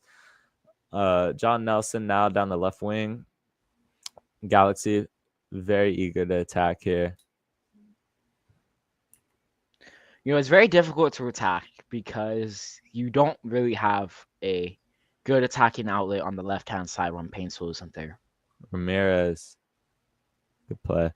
Bro said sorry, the Clippers aren't the best team at the moment. The Clippers are pretty good right now. They've had some rough patches this year, but they have some decent momentum. I don't know. I've just seen it. I've seen it every year, so I've seen it every year with this team, how this ends up playing out. So hopefully it'll be different. 48th minute here, Noel Guzman to take the free kick. The antics have already started from him. You've seen it all game. Be very aware of what's going to happen with Guzman. Don't be too frustrated. You got to expect, the most antics out of him if the Galaxy are still trailing this one. Good header on by... What was the call there? Throw-in? Really? Okay. They let that one play on for a while. Peak CONCACAF referees, guys. Good news. I think we're officially on the same minute here. There we go. Love to see it. We'll have we'll have Paul Richardson on the pod for sure. I know Brandon has been itching to get on the pod. Let's see. We also have other Galaxy content creators who help out, who may also potentially be joining in future episodes. So make sure to be following the Talkin Galaxy Instagram page to get all the up-to-date information. Yep, shameless plug. Talkin Galaxy on Instagram is the way to go. Diego Fagundes, he's been a massive disappointment this season. I will take everything back if he scored. tie winning goal. But let's see. Any major changes for second half? Anyone you're glad is sitting? The Galaxy had made no substitutions at halftime, which I think is fine given how you played the last 15 minutes of that. Anyone you're glad is sitting? Not really. I think this is the Galaxy's full strength lineup. Ideally, you would have Maya Yoshida in there instead of Zonka because Zonka's been a letdown at times. Tigres crossed this one in. Speak of the devil. There's Zonka clearing that one out. And then Tigres just waste that. I think this is the Galaxy's pretty full strength lineup. So I'm okay with that. I'm okay with what's going on right now. Edwin Cerrillo now. Just launches it up here, gives it possession away. Joseph Paint Taking him back. one down. Oh, of course they're gonna call a foul. Just a bit outrageous. Such soft fouls. Yeah. The referee is kind of lost control of this match at moments. I feel like I don't think he's done a good job. But what do you expect out of CONCACAF referees, if we're being completely honest? What do you expect out of most refs? Yeah, that is fair. Galaxy just playing long balls right now. We are comfortable letting Joseph Paintsil wear himself down in this match. Make sure to subscribe if you haven't, guys. We are on the road to 300 subscribers. Let's see, we're at 207 now. Make sure you hit the subscribe button, like the podcast if you haven't, share it with all of your friends, family. Let's get the word out there. Talking Galaxy is live. Make sure to turn on post notifications as well so you never miss when we are live as well. Yes, every Tuesday at 8. Every Tuesday at 8 is our live pod, and every away game we have live pods. Again, just slow build up from the Galaxy out of the back. Making a long ball to Peck. Paints are chasing. Cleared out by Tigres. Galaxy doing good at pressing Tigres. Who do you think are going to be the players Vanny subs in here?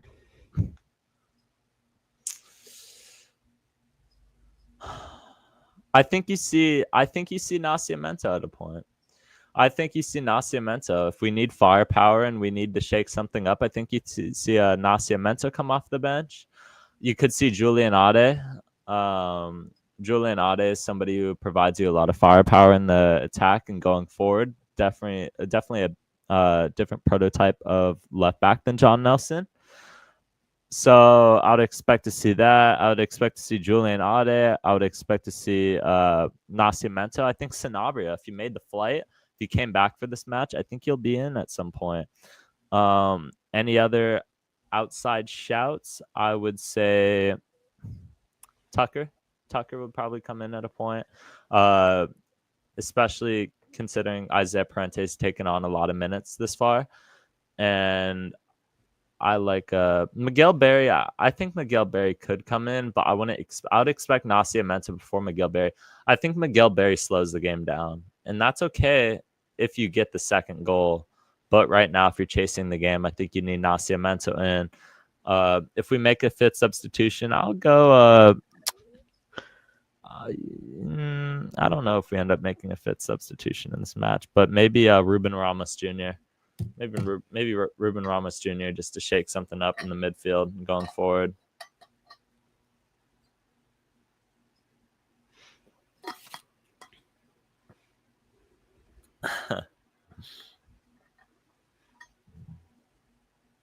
Yeah, I agree. I think we're going to see Nascimento get a significant amount of minutes. I can see it also being where it's not Fagundes who gets subbed off for Nascimento. It would be Ramirez because, again, you have that game against Houston. You still have to get a win in MLS. I don't think the Houston game plays a factor in this, though. I don't think you really care about Houston if you could get a win, have the possibility of a win on the cards. I don't know how much of a factor, if any of that, plays right now if you're the Galaxy. But Tigres looking for another crossing opportunity. They've been very good with that. Finds a man in the box. Garces does well to body him off of that. Zonka to Garces. Galaxy need to play this out of the back and play it pretty safe here. Peck's chasing down that ball. Tigres do very good at recovering that. They're in our half now. Tigres working it forward. Good challenge by Isaiah Parente. Looking for a foul and not going to get it. Actually, a good call by the referee there to, dodge that.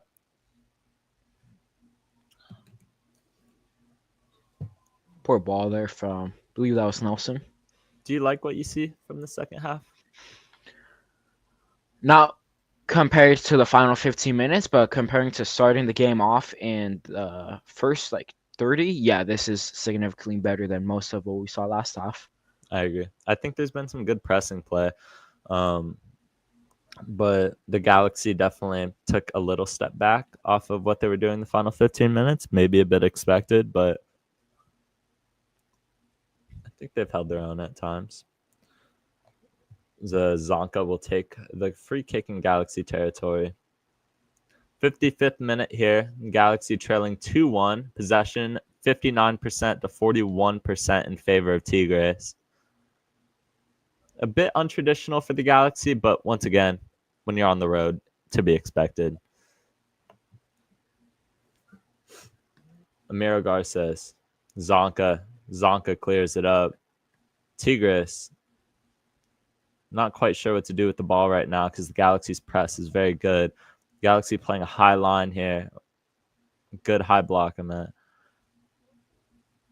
Joseph Paintsel is going to chase it down the wing, doing his part defensively. You like the hustle from him.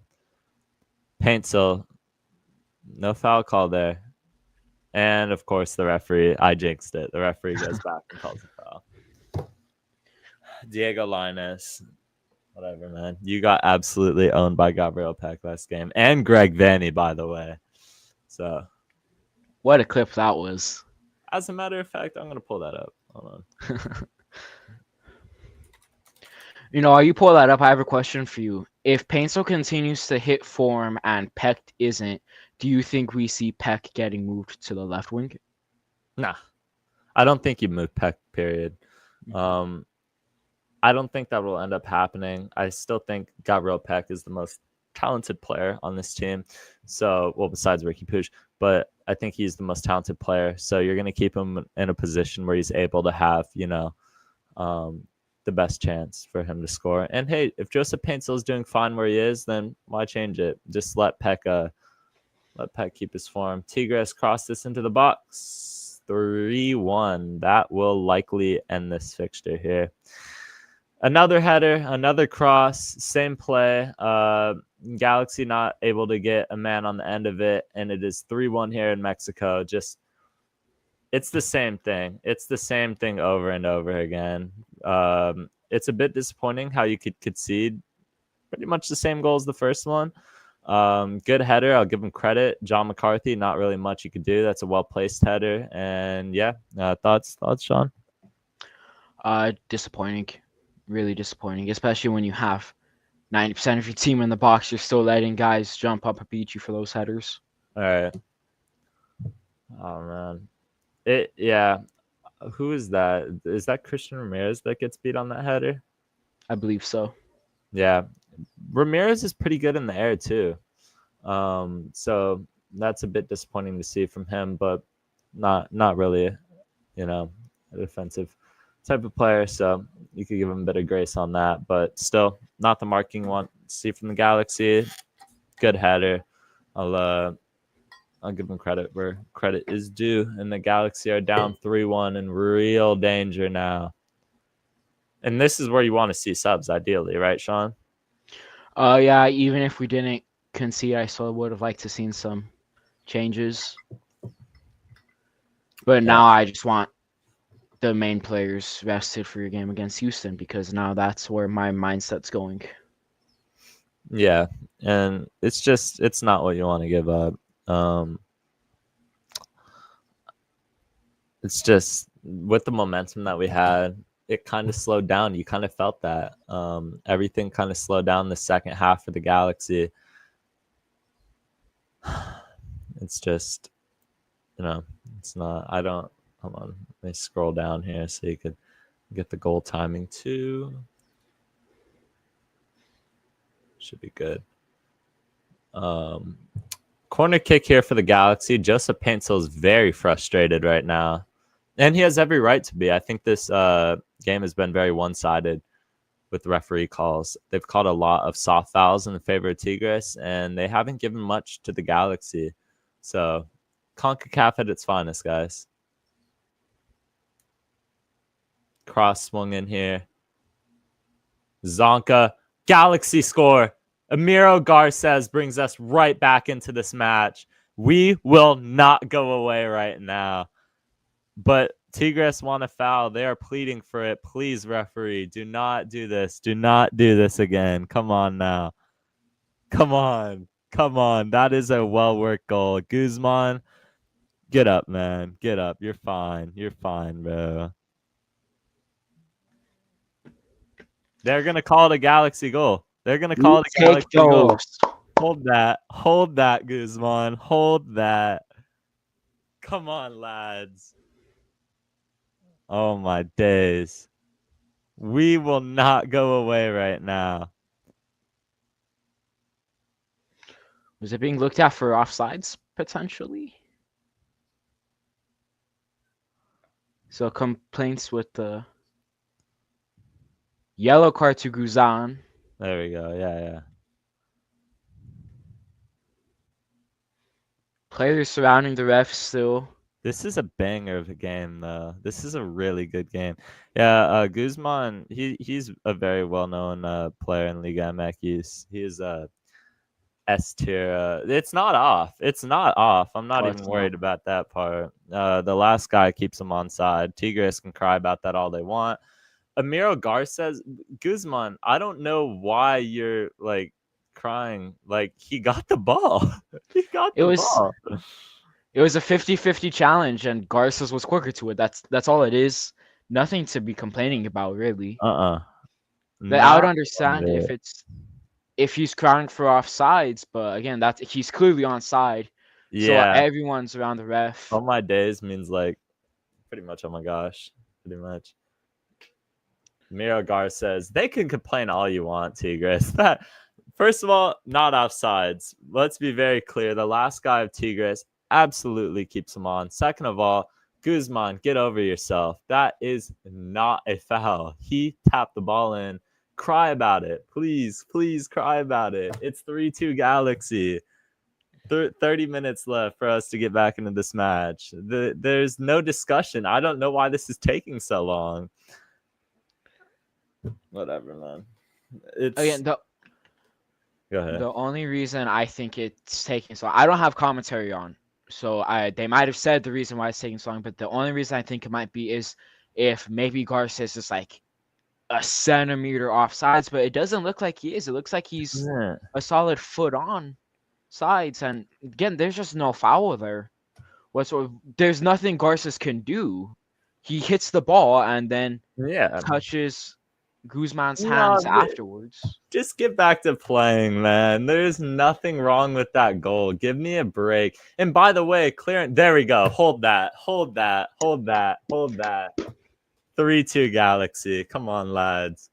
One more goal. We are right back to where we started. One more goal. You're looking at a lot of extra time now as well. They were looking for offsides. Garces was onside. The offside line clearly shows he was onside. Tigres fans, if you're just being unbiased, that is a goal. So that goal will stand. We are back underway. Guzman with the yellow card, not able to time waste now, hypothetically, which is probably a good thing for the Galaxy, is John McCarthy is going to let that ball go out of bounds for a goal kick. Come on, lads.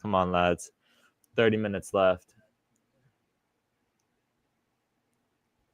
Edwin Cerrillo. Just not a good ball. Yeah, we're all unbiased, right? Yeah.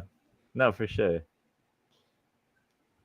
I will say, even as a fan, I feel like I could be pretty unbiased when it comes to referee decisions. Like, we definitely got lucky in Portland and got away with one. It's Galaxy give the ball away here.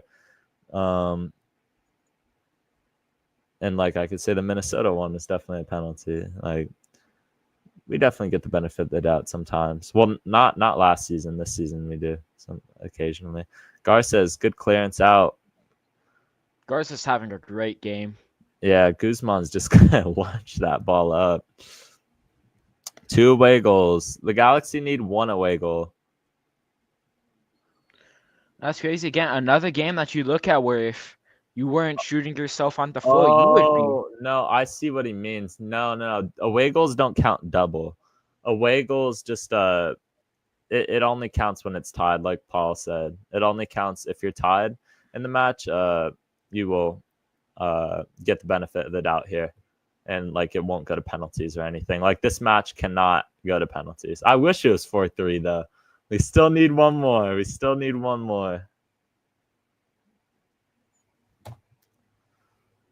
There needs to be substitutions, in my opinion, very soon, just to shake something up. Not even to shake things up. You're in high altitude here as well. Your players are going to be gassed. Yeah. Get some fresh legs in this match is definitely what the Galaxy could use.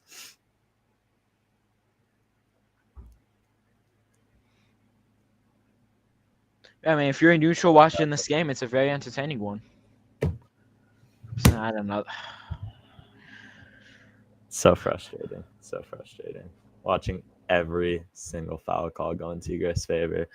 Who should be that sub out? I mean, who looks gassed to you right now, Sean?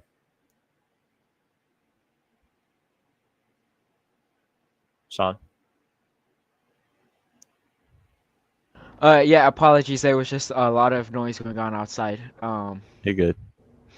The players that I would look to sub out are Diego Fagundes, maybe Parente.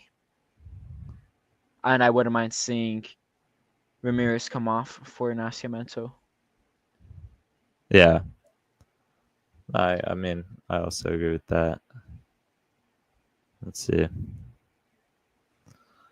I think Diego Fagundes for sure needs to get out of this game. He's done nothing all year. Please give me a break. He's not going to do something now in the next 30 minutes here.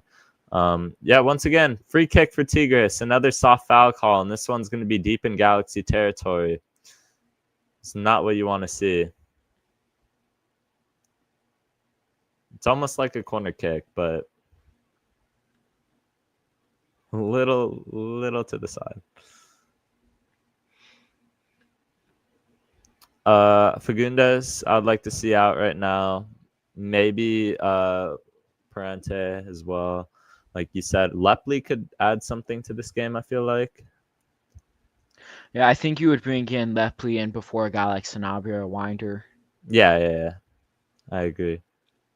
Yeah, look, Fagundes proved me wrong, but he hasn't proven anyone wrong so far this year. John Nelson clears it down the line. Gabriel Peck's going to be fighting for this ball. Peck chasing it down.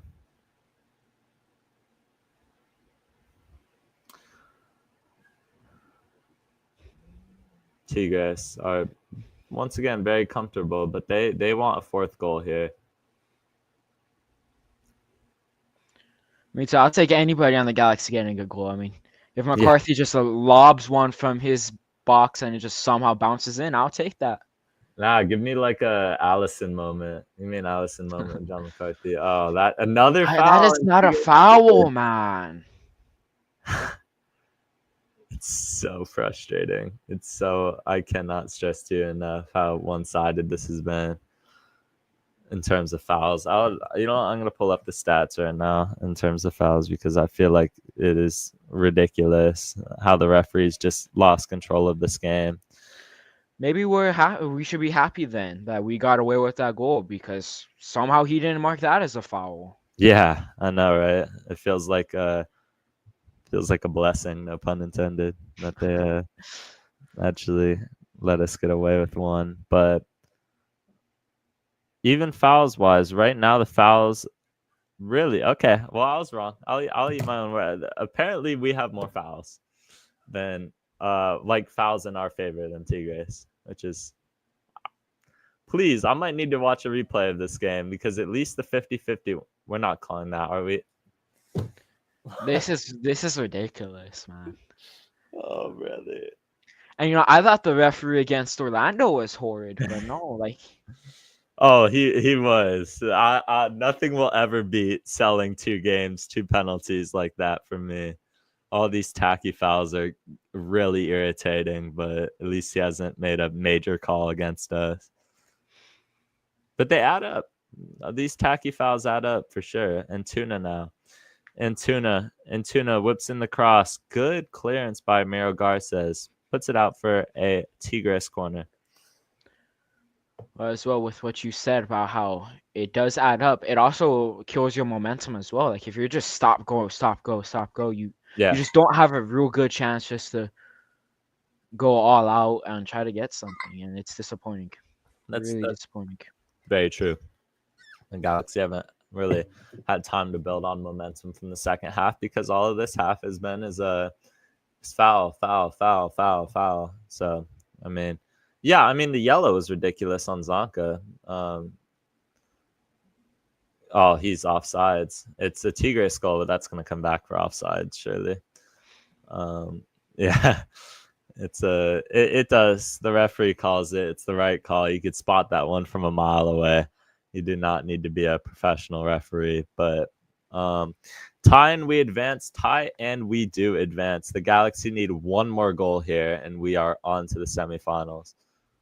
Yeah, miles offside, no debate about it. Yeah, I mean, the fact they have the opportunity, I get your point. Terrible defending, but like, you're not going to mark a guy who's that far offside, in my opinion. It's just not something you're going to be doing. So I'm not too concerned that the Galaxy, he was about a mile off. So, like, if you could spot it from this camera angle, you're probably fine not marking him very tightly. Miro Garces.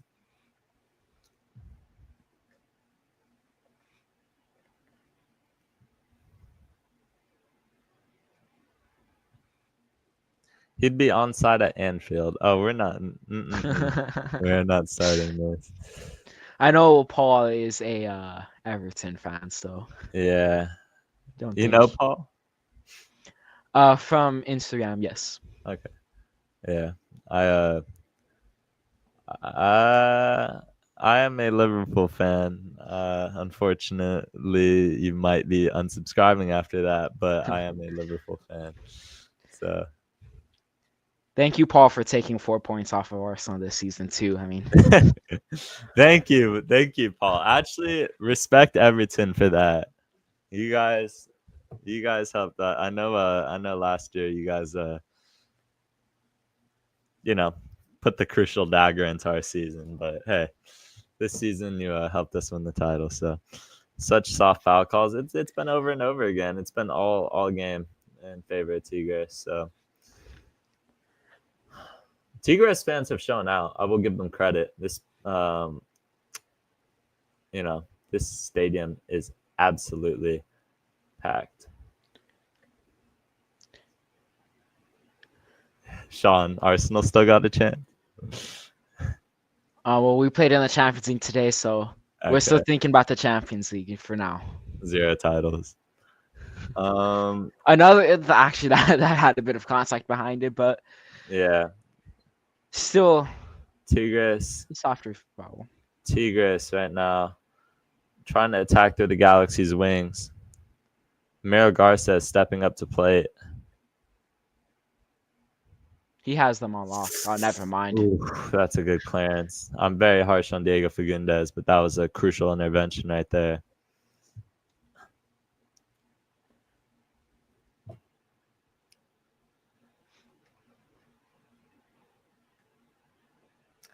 Diego Lainez, I believe. Oh, good recovery from the Galaxy. We have numbers. Joseph Paintsill, good by Guzman. Another foul. It's just unfortunate. If I need anything right now, it's just 95th minute, Paintsill, banger, and then just go celebrates in front of them. Yeah, Guzman has been playing like this all game. I mean, his antics, you gotta be very like he was down in pain. Pain still goes over him. He's like, "Yeah, I'll get up." Like, oh, come on now. It's a yellow. I mean, he did get him well after the play. Well, at least a foul. I don't know if it's a yellow. I don't know. That's just unfortunate more than anything. I feel like I wouldn't dish out a yellow, but I'm biased. But I feel like I wouldn't dish out a yellow for that because, um, I just think, Paints is also churning. He's trying to turn around and go back. yeah, like that. That's what sold it on the replay. Foul for sure, though. I mean, I can't argue with that. Is Sanabria coming on? Or Looks like Julian Ade. oh, for sure. Is this our first substitution in the 75th minute, though? Yeah, Vanny isn't one with subs. I've been saying that for years. Wait, it's Parente who comes off. I mean, I would just like to see subs earlier from Greg Vanny, if I'm being honest. Like, I don't mind how the team's playing, but you got Nascimento on the bench. I want to see Nascimento in this match. Especially when he just needs chances to prove himself. They're saying 5 in the back. That would be ridiculous when you're losing 3-2. I don't know. Yeah, I think you're looking at 5 in the middle here. Yeah, I agree with Raul here. I don't know if you're because then I don't know who you'd slide at center back. So Probably looking at Yamane as the player drifting inwards. yeah. Yeah, you got John Nelson at center back. You've seen that. You've seen that sometimes from the Galaxy. Niki Amane is more than capable of playing inverted. So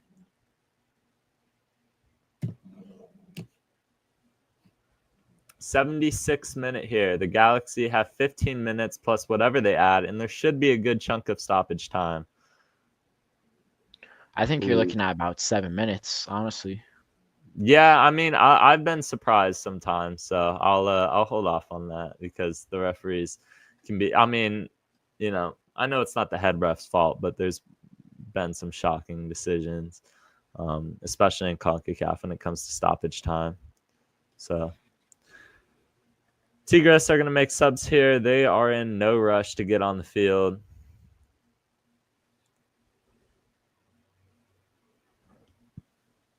As it stands right now, Zwarg has the game-winning goal for Tigres.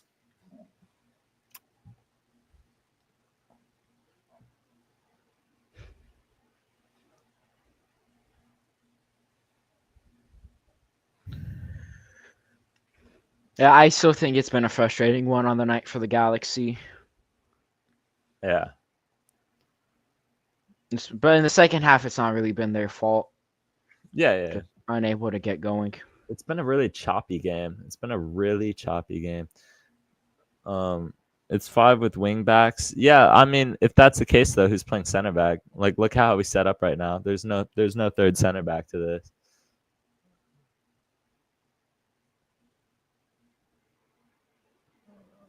Oh, he's gonna have a go, but Guzman is going to play keep ups right now. That guy's ridiculous. Guzman is an absolute troll for that. Whatever.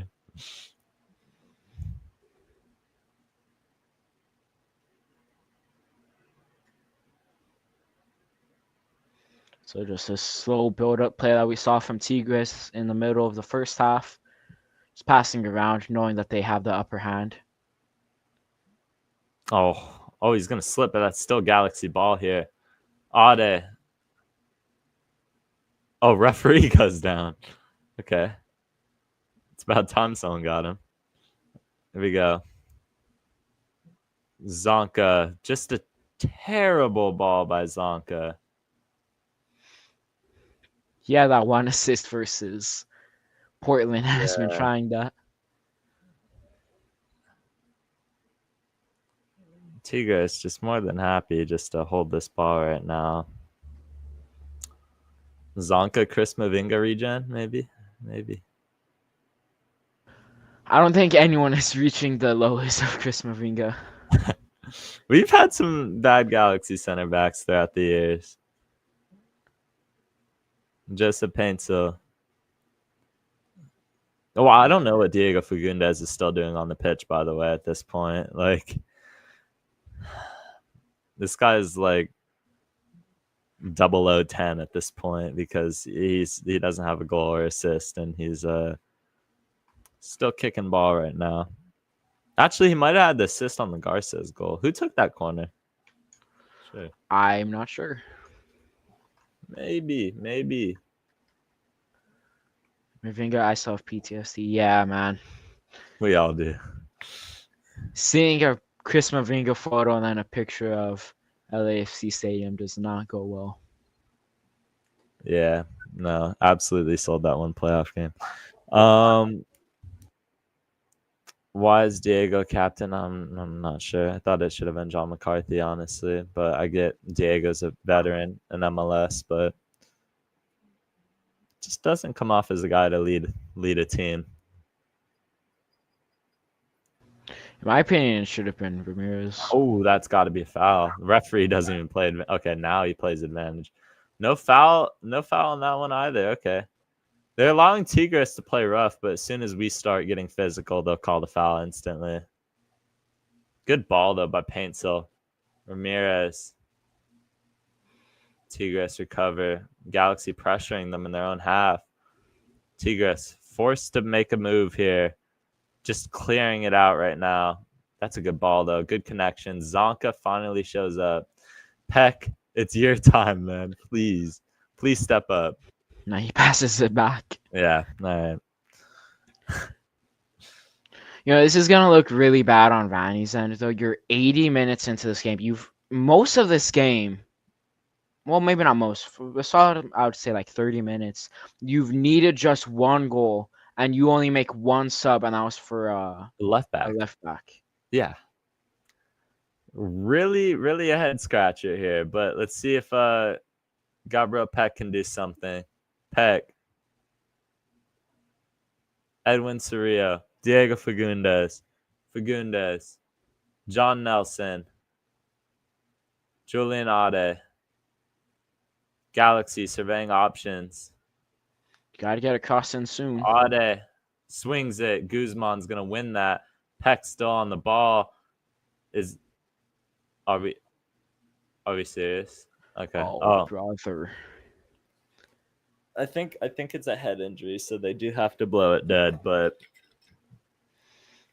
the Galaxy should retain the ball after this for sure, and if they don't, it's going to be annoying. Guzman collides with his own goalkeeper, who punches him in the face.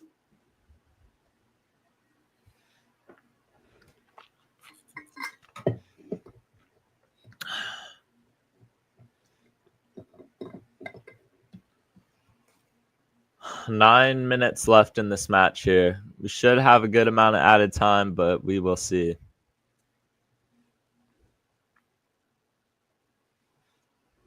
Galaxy in need of one goal here. One goal will do.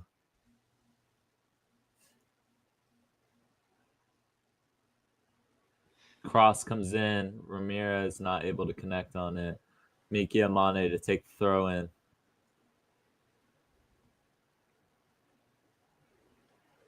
Yamane.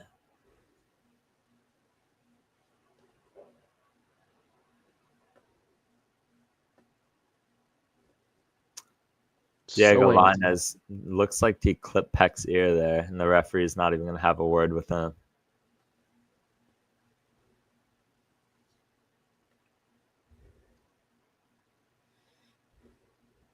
Zonka. Garces. Galaxy need to kick it into another gear that we haven't seen all year. Here we go. John Nelson into the box. Joseph Paintsel. He has Nelson back. Opts for the cross. There's a man.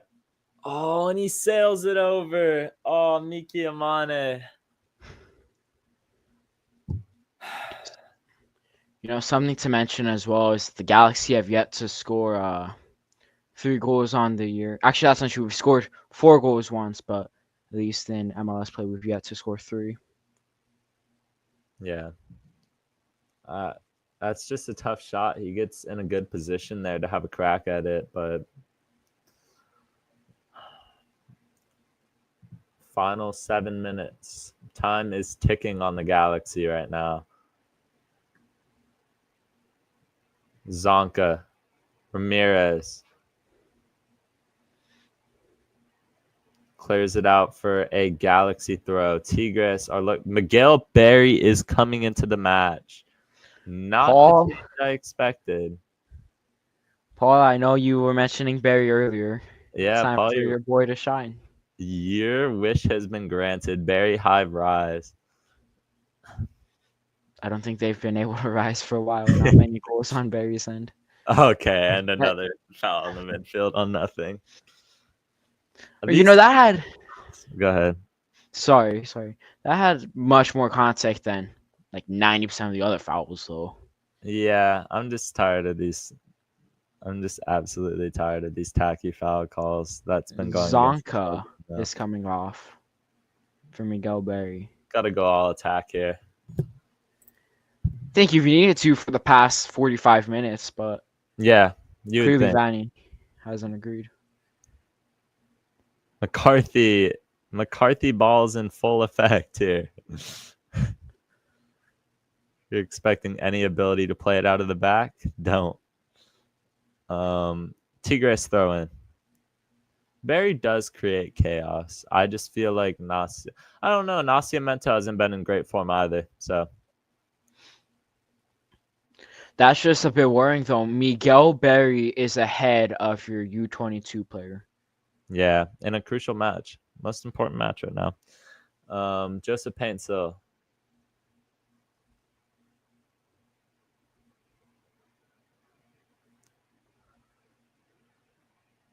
Diego Fagundes. Julian Ade. Ade can swing it into the box. Decides to play it to Edwin Cerrillo. Cerrillo to Julian Ade. Ade swings it. Back post. Nobody gets their head on that. It is out for a Tigres goal kick, and they are not going to get this ball into play very soon. Zonka came off, as well as Isaiah Parente, and Julian Ade and Barry are the subs in. We got one more window here. So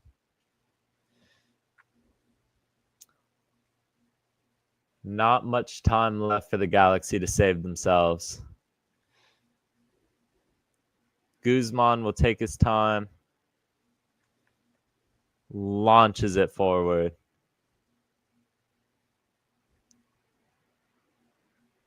Good play. Galaxy recover. Get stuck in. Tigres win it in the midfield. 50-50 balls have been all Tigres tonight.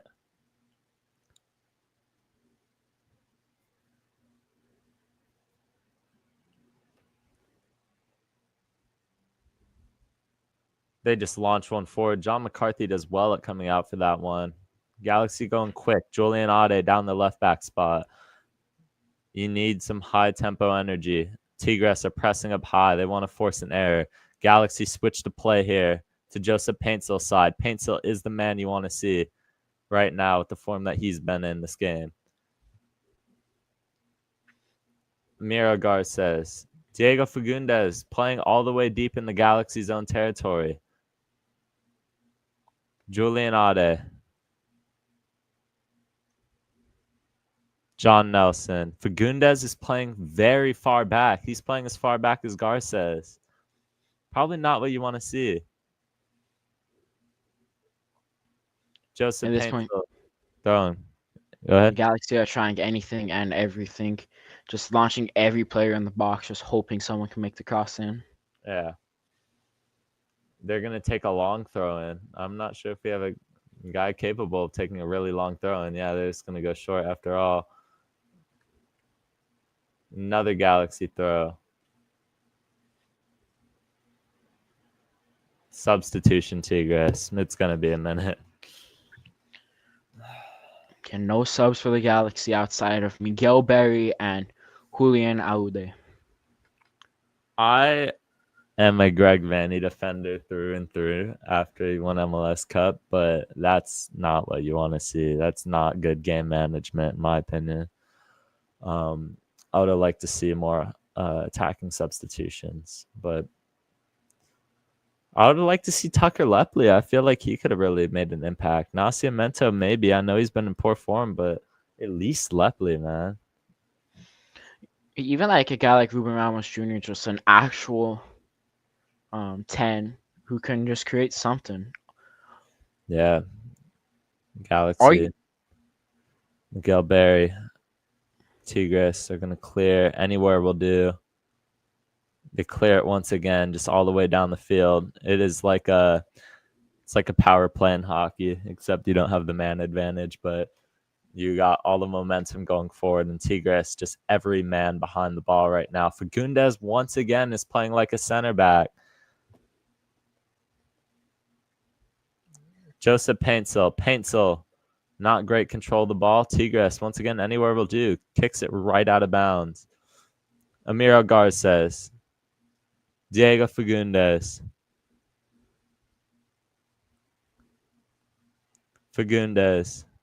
Good work by Diego. There we go.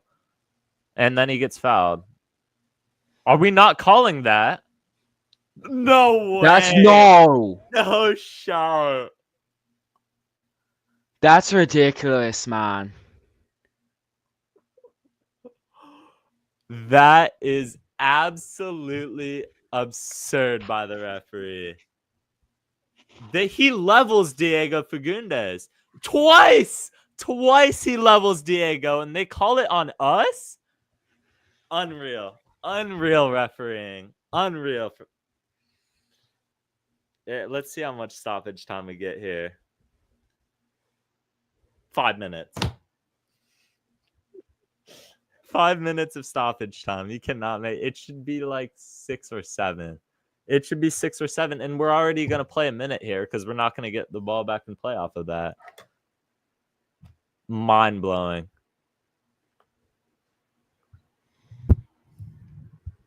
That ball goes out of bounds. It's Galaxy's ball, and that just going to kick it right out. Do you agree with 5 minutes, Sean? No, I was saying earlier in like the 60th minute, you're looking at 6 and 7 already, so don't know where they got 5 from. No foul. Come on now. John Nelson. Yeah, just turn the other way. John McCarthy clears it down the midfield.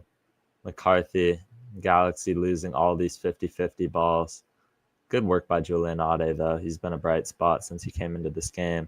Miguel Berry is going to challenge for that. Galaxy win it in the midfield. Immediately turn it over. Guzman back on the ball. Anywhere will do. Looks like they fouled Peck behind the play, but they're not going to call that. Clears it out now. Ade. This is it. This is it for the Galaxy. Tigres, clear it out.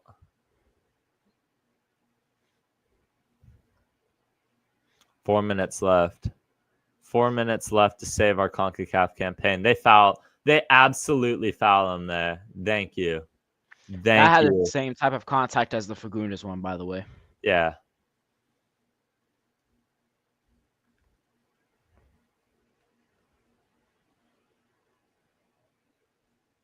Yeah, I'm at 92 as well. Diego Fagundes will take the free kick. Galaxy need to be fast on this. They need to be fast. They need to get a lot of men in the box. John McCarthy will not be coming up for this. Maybe you could see him in a couple minutes. Galaxy take it. Can we win the second ball? No, we're not even going to contest it.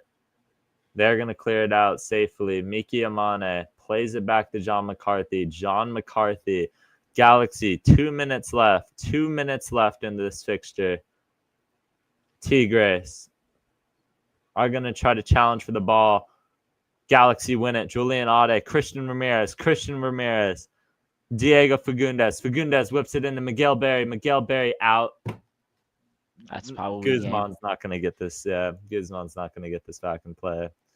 He also is on a yellow. So, realistically, I don't think the referee has the integrity to send him off for time wasting. Yeah, no, that is also true. I mean, it's been like 30 seconds that's been killed, and we didn't even play the first minute. So, but they're gonna blow it immediately at 5, probably. Galaxy lose that 50-50 ball, but they called a foul, and then they kick it away. Should be a yellow card on Tigres. Should be a yellow card right now. No. And they're gonna get into the scrap. No yellow card by the referee. That John just sums. McCarthy. Go ahead. That just sums up the day right there. Yeah. John McCarthy's gonna send it up. Dire moments to the Galaxy. 1 minute left to save our CONCACAF campaign. McCarthy sends it. Guzman is going to come out far for this. Doesn't win it cleanly. Still Galaxy ball here. John Nelson. Nelson right to Surreal. Nelson again. Switches the play out wide. Tigres do well at clearing that. Galaxy win the 50-50 ball. 30 seconds left. Peck has space. Peck has space. Peck has Paintsill. Paintsill. Corner kick. John McCarthy might be coming up. You need every single player for this team in that box. This is it. This is it for the LA Galaxy. The 2025 CONCACAF Champions Cup campaign comes down to one kick. John McCarthy is up. John McCarthy's up for this ball. Swings it into the box. Guzman's going to stay at home. Tigres win it. There should be a little more time. They're going to play it out wide. Not a good ball by Surreal. Keeper's out. Foul. Game. That's going to do it. Garces clears it out. Should be a yellow on him. Doesn't matter. GG's.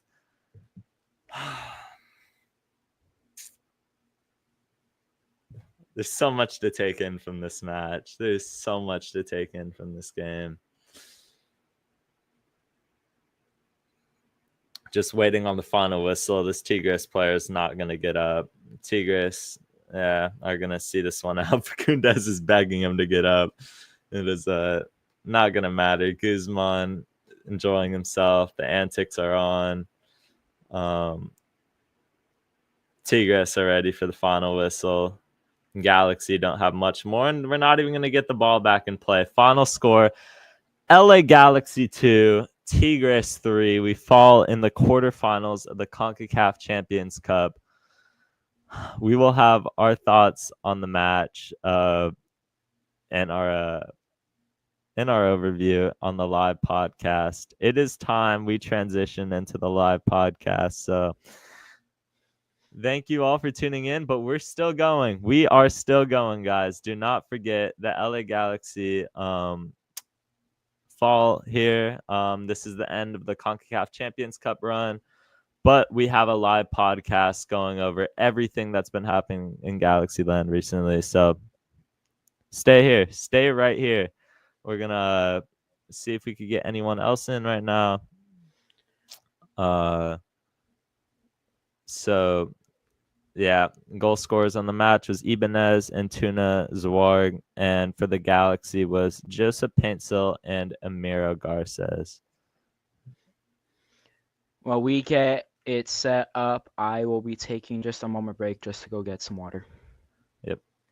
Do not leave, guys. We are still here for the live pod. So.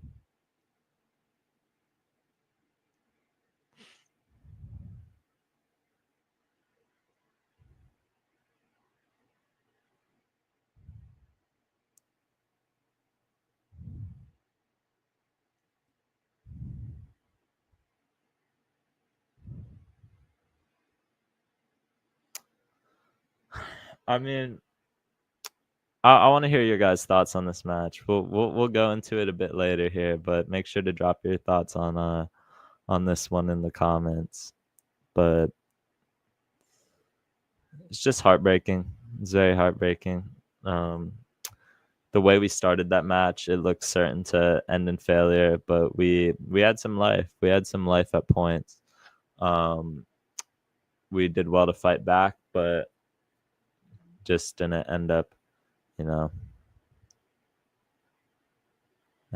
paying off for the Galaxy.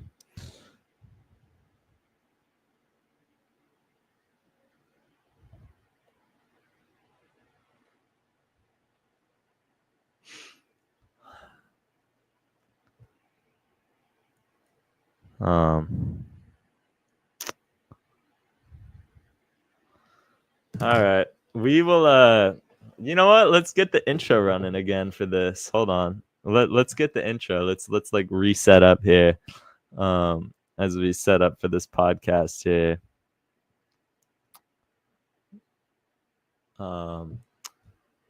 So yeah, let's do this real quick. I will stop screen sharing that. We don't need any reminder of what just happened. And yeah, and enjoy the intro again. We should have some people joining us this time. So yeah, we will be back in about 20 seconds. Trophied up. Yeah. Hey, do yo. Trophied up. Yeah. Hey, do yo. Trophied up. Do your dance when the G's up. Spaced out, got me geeked up. 10 toes on the west, can I beat us? You cannot. Shining every time they meet us. Rack 'em up since 96. Been number one in LA, something slight, that's the gist. Hello, everyone. Welcome back to the Talkin Galaxy podcast. Today, I will be joined by Sean Jr. How you doing, buddy? I can't hear you, Sean. Oh man, what a day! What a day! It could be doing better. That game wasn't the best, that's for sure. But welcome on in, everyone. We have a long ways to go. We have a lot of topics to go over the past week from Galaxyland. Anything happened today, Sean? Yes, we had the CONCACAF Champions Cup game against Tigres, which did not end in our favor, as we ended up losing that game 3-2.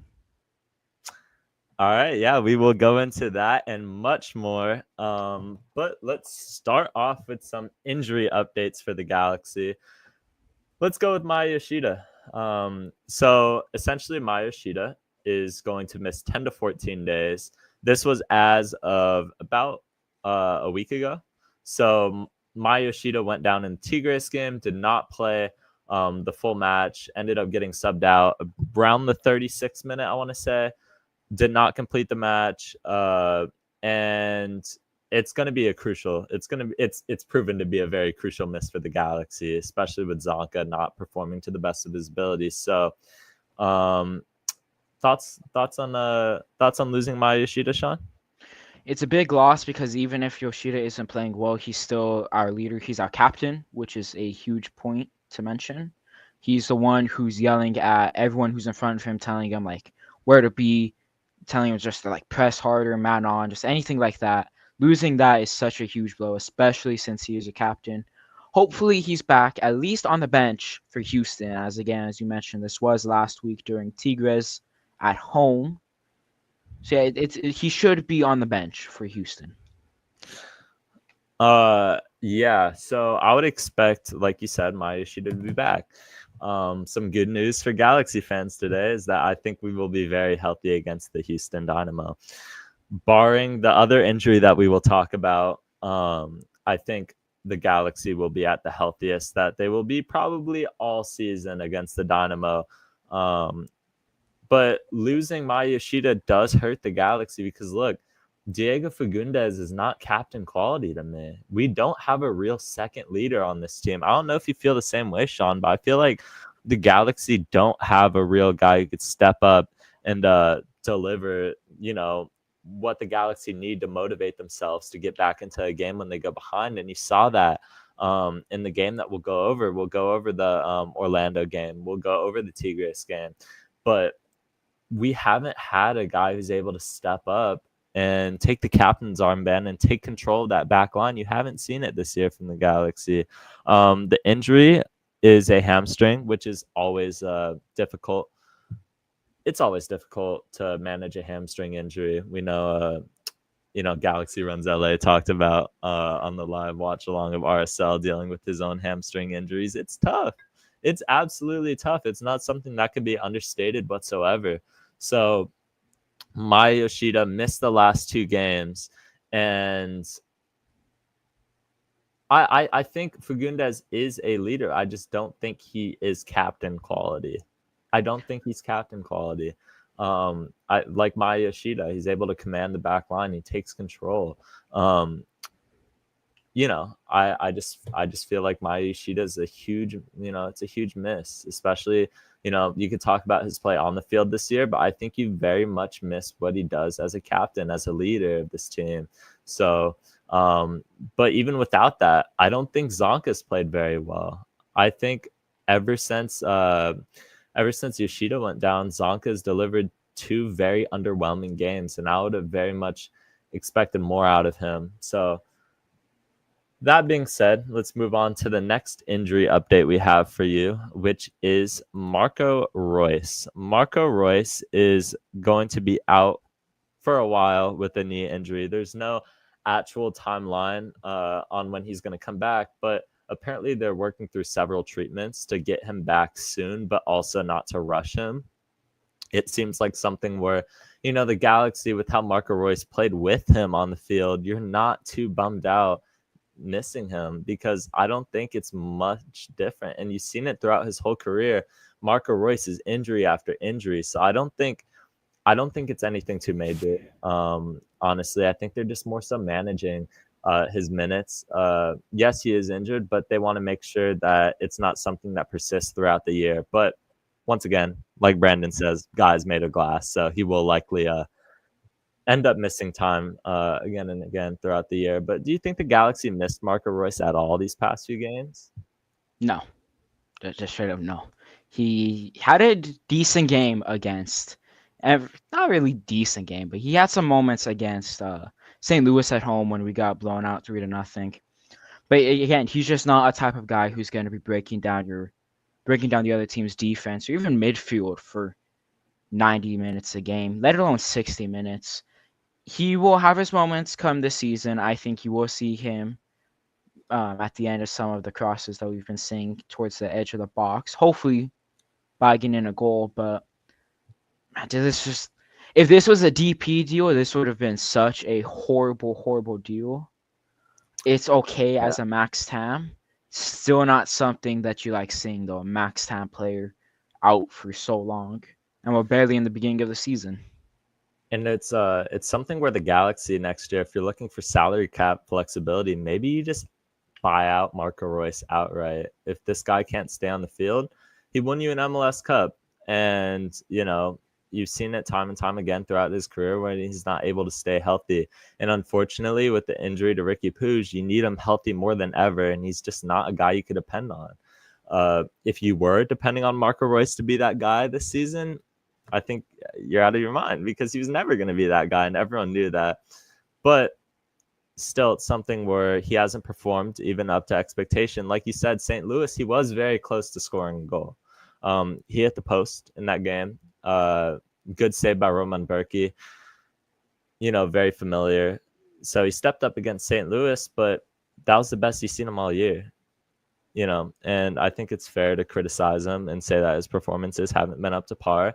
And with the injury history he has and with where he's at right now, maybe it's best to part ways with Marco Reus. But right now, the Galaxy are just trying to find a way to get him back on the field, trying to find a way for Marco Reus to be a contributor to this team. And if he's not, Will Kuntz is a mastermind. He will make sure that all 1.7 million, I believe, that he is making will be in his pockets next year, one way or another, back into the allocation money bank. So Marco Reus is definitely a guy who needs to step up sooner than later. Let's go into the Orlando game, shall we, Sean? I think we should. RSL, my bad. RSL, the Galaxy fall 2-0 on the road in Sandy, Utah to Real Salt Lake. Another shutout, another game the Galaxy have been absolutely shut out. It was a Diego Luna brace, and honestly, very self-inflicted loss is immediately what comes to my mind for the Galaxy. It was so self-inflicted. My thoughts so far is that Zonka probably had even a worse game than he had at Vancouver when he gave up that late goal, because he was horrific this game. He just completely failed to clear the ball, left it right for Real Salt Lake and Diego Luna to capitalize on. Any professional soccer team is going to score that, and they ended up doing. And so Tucker Lepley also wasn't strong enough on one of the goals. Reminds me of that Elijah Winder goal that we conceded in Costa Rica, where Winder just wasn't. Yeah, sorry, Sean. Where Winder wasn't strong enough to hold on to that one. And, professional soccer teams are going to capitalize. It felt very self-inflicted by the Galaxy. More than a Real Salt Lake win, it felt like the Galaxy just shot themselves in the foot over and over again. And it could have been 3-0 RSL at a point. So I think the scoreline was almost fortunate to us. So thoughts on this game, Sean? A really, really bad first half performance, especially defensively, like you mentioned. It was a bad giveaway after we gave up one, and then they go the other way. Zonka had a horrid first touch, which Luna just blasted into the bottom corner. Then, as well as you mentioned, in my opinion, that game should have ended 4-0, 5-0 Salt Lake easily. We saw there was a chance where they clipped it over Zonka. He goes in for a challenge, which I mentioned it on the watch along if you guys were there. If Zonka gets any contact on that tackle whatsoever, that's a red card, which just leaves the Galaxy in even more problems for next week. But no, they go and they sky the shot, thankfully. But there wasn't any creativity, and I mentioned it there, and I'll mention it here. So what I said was the easiest way to defend the LA Galaxy is overload the wings. Once you do that, you've completely isolated Peck or Painsil or Peck and Fagundes, no matter who's there.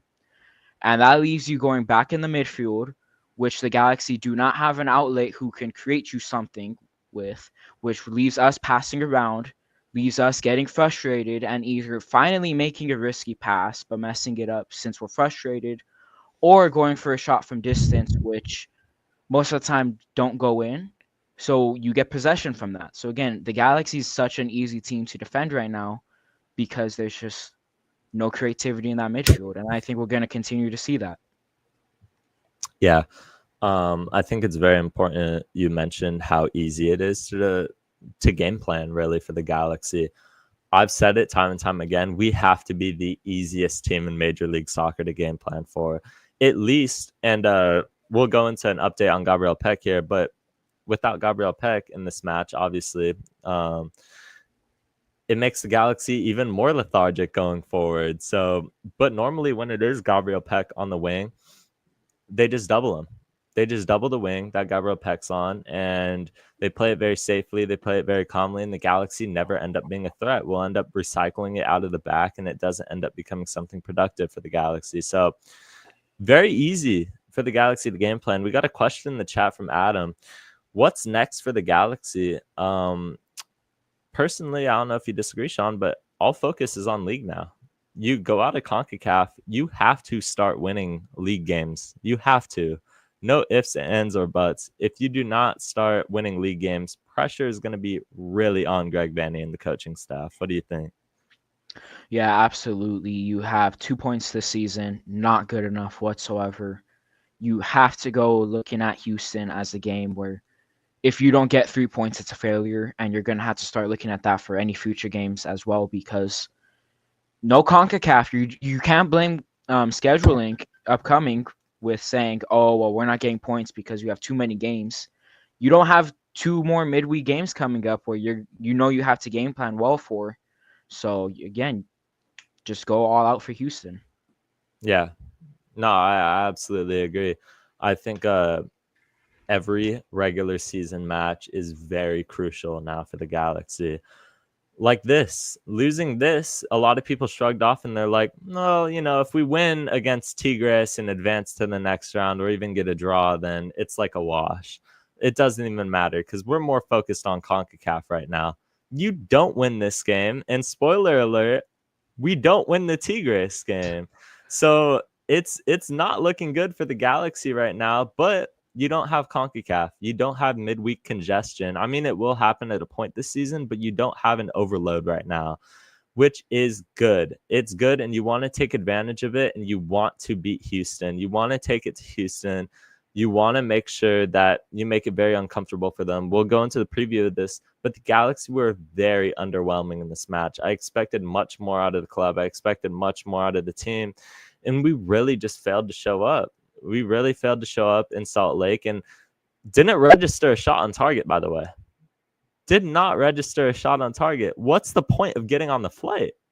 What's the point of getting on the flight if you're not even going to, like, you had as many shots on target before the flight as you did after the flight. So it's like, what's the point? I don't understand why the Galaxy are so allergic to scoring goals right now. What's your take on that, Sean?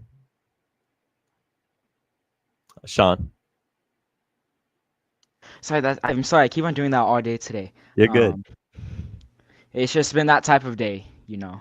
Yeah. No, it's a disgrace that you didn't get a shot on target. It really is. You aren't creating anything, and you can't get a shot on. This was a team who, in my opinion, had the greatest attack that MLS has ever seen last year. And you went from that to being unable to get a shot on target against Real Salt Lake. That is a failure. A not good RSL side either. We're going to talk about Houston, but these are two teams that are poor. I know it's in Real Salt Lake. I know it's a tough place to play historically for the Galaxy. This is not a good team. This is not Real Salt Lake of last year where you lose to them and you're like, oh, like, you know, they have Chicho Arango. They have Gomez. No, they don't have either one of them. They're rebuilding this year, and we still lose to them is not a good sign. And we got a question from Prod Antisocial. Do you think Peck will be able to do it again, like perform to the same level as last year? I would say no. You're not going to see similar stats because a couple reasons. Because one, he's just not on form right now. We've been seeing that every game. He's just trying to do too much, and we'll touch up on that a bit later. And two, because you're missing key players. You're missing, again, I'll say it all the time, you're missing Ricky Puig. Nobody's getting Peck the ball, and anytime Peck does get the ball, he has 2-3 men in front of him. So it's not like he's going to create something out of that. Yeah, I think Gabriel Peck is, had to be the anchor of this Galaxy offense, which he's capable of doing, but not on his own. Not on his own. And I think it's gotten in his head at a point, honestly. I think it's gotten in his head that I'm like the guy who needs to be, the conductor of the offense. I'm the guy who needs to be running the show. That's not where he plays best at. You saw him play best last year when he was one of 3 triple threats for the Galaxy. The triple Ps, the killer Ps, whatever you want to call them. We're not in we'll touch on Peck a bit more soon, but I haven't been too impressed with his performance so far this year, especially someone you would expect to have an MVP campaign. But I think, a lot of it can be attributed to the injuries we've, faced this far. But once again, injury riddled game. No Maya Yoshida. We probably get a result out of this game with Maya Yoshida and Garces in the back line. That being said, I don't know, because Tucker Lepley also sold, but I think the Zonka mistake changed the momentum. We could have potentially shifted the goal back, and like we touched on earlier, losing Maya Yoshida is a huge loss. Zonka has not proven to be that guy for the Galaxy this far. Man on the screen here, Tucker Lepley I thought was fine. It's kind of interesting to see guys like this get minutes. Harbor Miller also got the start for the Galaxy, which was cool to see. I like Harbor Miller. I rate him. I know a lot of people said that, not a lot of people. This one Galaxy page that I talked to was talking about, maybe Miki Amane, maybe it being worrying that Miki Amane wasn't starting. Nah, it was just so Miki Amane was able to go 90 today, which he did. So, any final takeaways from Galaxy Real Salt Lake? Just to touch up with the Yamane thing, this game was also in high altitude. You had 2 away games, both in high altitude, so you didn't want to rush anybody. But yeah, Zonka, Ever since Yoshida's been out, just decided to give up his defensive attributes and let it all go downhill. And I thought Zonka was fine when Yoshida was there. I don't know if they need to be alongside each other. Maybe Zonka doesn't work well with the Mero Garces. That could be a fair assessment. That being said, Zonka's not doing himself any favors here. Yamane not being the same as last year. I don't know. Yamane has been injured a lot. I can't really make a real assessment on that. The Galaxy have had a lot of games. I don't think Yamane not starting this game had anything to do with the player that he is as much as it did just rotation, letting Harvard Miller is proven more than capable to play. But let's talk about another Galaxy right back here is Mauricio Cuevas. Mauricio Cuevas traveled with the team to Tigres, but did not play, was not on the roster for this match, but this is a sign he is getting closer. What do you think Mauricio Cuevas' role in this team is right now? I think it is going to be one of coming off the bench for an attacking player, and I still strongly believe Cuevas performs best on the wing because in my opinion, his offense is significantly more dangerous than his defense, or like more developed. I'm not sure how to really say it well, but he contributes more. There you go. Right. He contributes more for the offense than what he does for the defense. So I can so see him coming back, just a kid with quick pace. If you need a goal late in the game, maybe you don't want to bring in Barry, you bring in Nascimento, maybe put him out wide. And you have options now with players coming back. But yeah, I think you will be seeing Cuevas develop in that maybe right wing role, and you will see Harvard Miller be your backup right back for the season. Yeah, I agree. I don't think Cuevas has much of a role as the primary backup right back for the Galaxy anymore, in my opinion. I think Harvard Miller is proven more than capable of being the backup right back for the Galaxy. He's looked very impressive, almost gives off a bit of Julian Araujo vibes. I know that's the lazy comparison, but it's true. I thought he's looked very good going forward. Obviously, has had a couple misplaced passes, a couple, just young mistakes that kids are going to make like that. He's still 17, but I thought, he's more than capable of being the backup right back for the Galaxy in the time. That being said, Cuevas, I would like to see him get more involved forward if he is going to be on this team going forward, which, I'd expect him to be. I'm just saying that perhaps Cuevas is a trade asset. Perhaps in the summertime, if you need some extra allocation money, I know he's not taking up a lot of cap space himself, almost bare minimum, but you could get something in a trade, maybe 100K, maybe 150K, just a little extra money. And then you get that Johnny Perez money if you end up selling him on, where it's, okay, now you're looking at a little roster flexibility. But for now, Cuevas integrated back into the squad, I also see as probably, you've seen the Galaxy shift to 3-back sometimes. You saw that today. Maybe Cuevas is that guy that could play right mid, like Brandon said in the chat. Maybe Cuevas is a guy who play right mid and like a 3-back could be a potential for the Galaxy. There's a lot of things you could do with Cuevas. He's a very versatile player. I like what he's able to do. I'm just saying maybe there's trade value if he ends up coming back and performing decent. But yeah, we'll see if the Galaxy end up retaining him. We'll go on to the next bit of news before we start taking questions from the chat. Gabriel Peck. By the way, Cuevas was a hamstring injury that he is battling. So once again, difficult injury to come back from. Gabriel Peck missed the RSL match. Very much missed, even though he's been in poor form. Galaxy had nothing. We had nothing going forward against Real Salt Lake. So we very much missed Gabriel Peck and his services. He came back. He came back for Tigres. The update here was that he was available in the first leg against Tigres, where I think he got injured was within the first minute. He ended up sticking through the entire match, but I believe Gabriel Peck got injured within the first minute. It was a hip injury. And, you really saw him struggle throughout that first Tigres leg. Maybe he ends up notching a goal. I don't imagine he's 100% right now. So, Gabriel Peck, but we're better with him on the field. Obviously, that goes without saying. So, thoughts on Gabriel Peck coming back? Oh yeah, I agree. There's no way he's 100% because again, if he was anywhere near 100%, he would have been there in Salt Lake.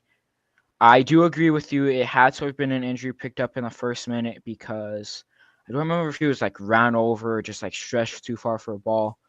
But against Orlando, he did start holding his leg there multiple times, and you could just tell like he wasn't on it much. Or, like he just didn't have that edge that he always has. But Right. was a big blow. Even tonight, when he isn't performing, he still had 2, 3 guys on him, and he was still able to get some chances for the Galaxy. Yeah. No, I mean, you want to see him at his best. You want to see Gabriel Peck taking on players. You want to see him being aggressive and being a factor, being the X factor that he really was last season for the Galaxy, the difference maker. Everything that we brought him in to be. He is that guy, but he also, I think it's fair to say, hasn't lived up to expectations. So I'd like to see Gabriel Peck this far this year. You expected him to be an MVP candidate, but I give him grace this game because I think he was dealing with an injury. I don't think he was 100%. And I think if he was, like you said, he would have played the Salt Lake match, but he went 90 today. He's going to get a much needed rest. I wouldn't imagine he's practicing tomorrow. They'll probably give him a day off, but Gabriel Peck is back. I know a lot of people said that maybe it was like them just resting him. I don't believe that. I don't believe they were just resting Gabriel Peck. They would have probably just outwardly said that or left him on the bench. Maybe if the Galaxy were really close in the game, because 20 minutes isn't going to kill you.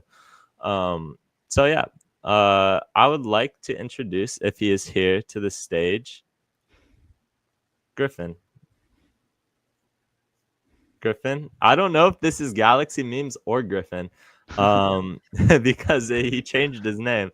But we will now be taking questions from the chat. You could direct them at myself, Sean, whoever that is, or myself.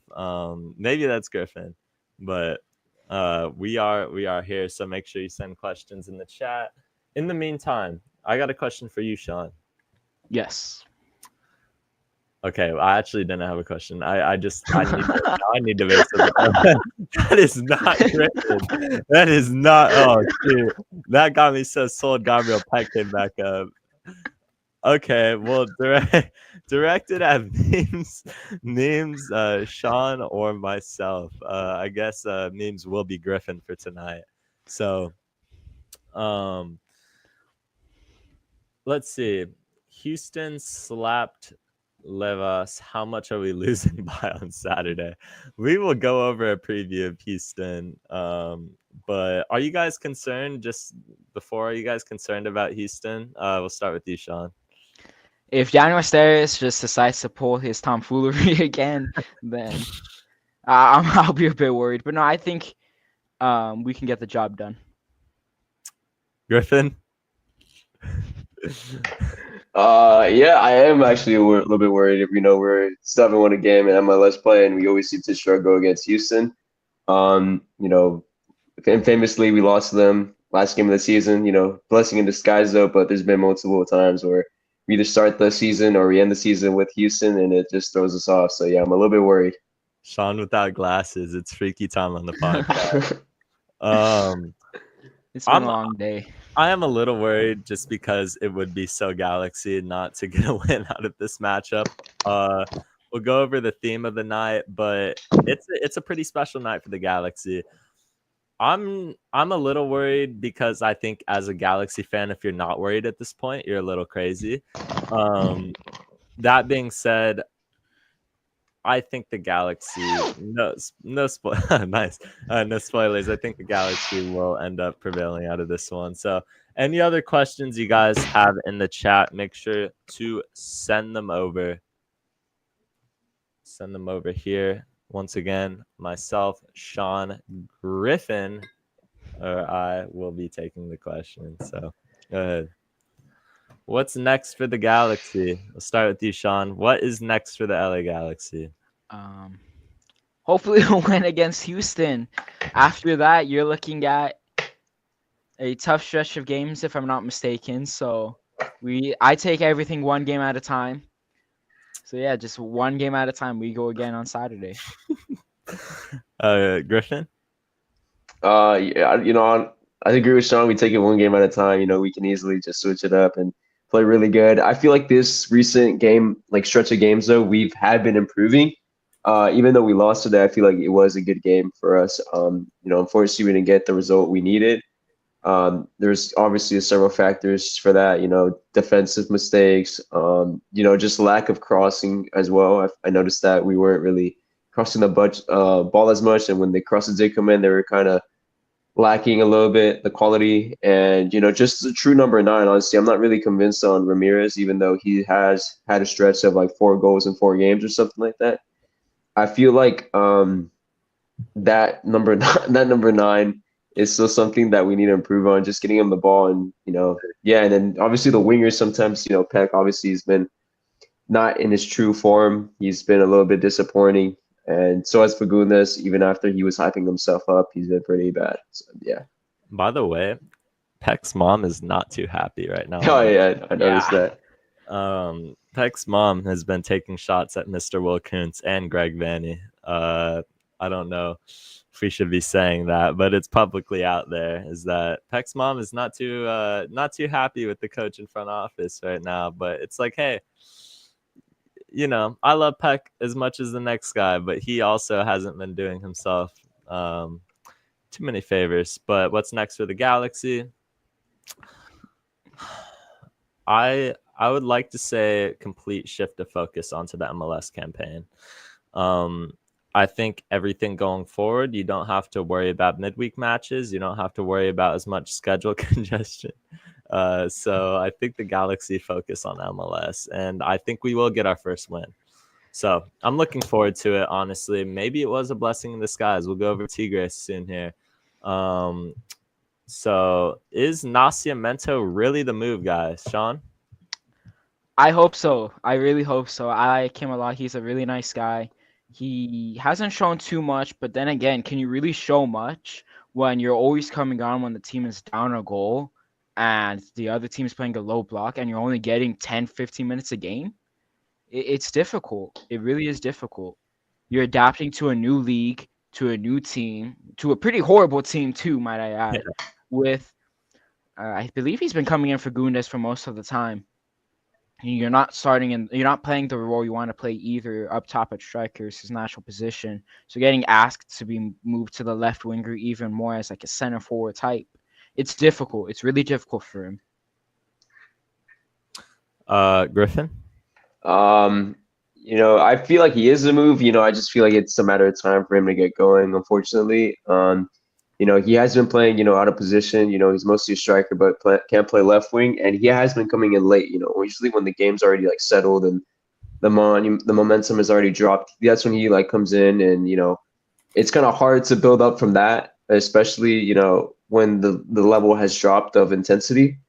I was really hoping for him to play as well today too. I thought he was going to come in for Ramirez in the second half, but it was Barry, which I feel like was a waste of a sub from Vanny's end. So I mean, hopefully he gets going soon. I feel like he has potential to definitely be a good number 9 in the future.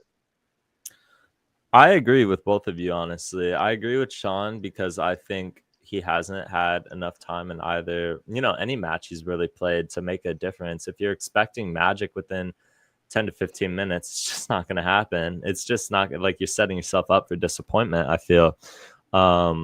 I've seen people be critical on Nascimento. I'm not there in training every day to say that this guy's proved to be, quality standard. The fact that, like you said on the live, Sean, the fact that Miguel Berry is getting minutes off of the bench in a crucial game against Tigres kind of tells me that maybe Nascimento is a bit more behind the mark than the Galaxy wanted. Thing is, you don't have much time. You're a loan player. You're a loan player on a U22 deal. The Galaxy have no commitment to Nascimento. They have no reason to purchase him if it's just not going to pan out. So I don't think the Galaxy are in a position here where they're going to, rush Nascimento to be that guy. But I also think that maybe at a personal level, if he wants to prove to be up to MLS standard, you have to start getting results. Do we see Sanabria starting next game or Isaiah Parente, Sean? Lucas Sanabria, this is just my take on it completely. I think the only reason he was on the bench tonight was because you just wanted a player to fill out the bench. I do not think he will not be starting. Maybe he will get minutes against Houston, but I think that's also very, very unlikely at this point of time. Griffin? Yeah, I also agree. I don't see. I don't see. My bad. I don't see him getting the start next game. Just because he's coming off an injury that was like a month and a half out, I think. So just I don't see him starting, especially if he didn't get any minutes this game. It's just unlikely, highly unlikely that he will get the start. I do see him getting minutes, so I'm gonna say like around like 20 minutes, 15 minutes is gonna come around the 70th.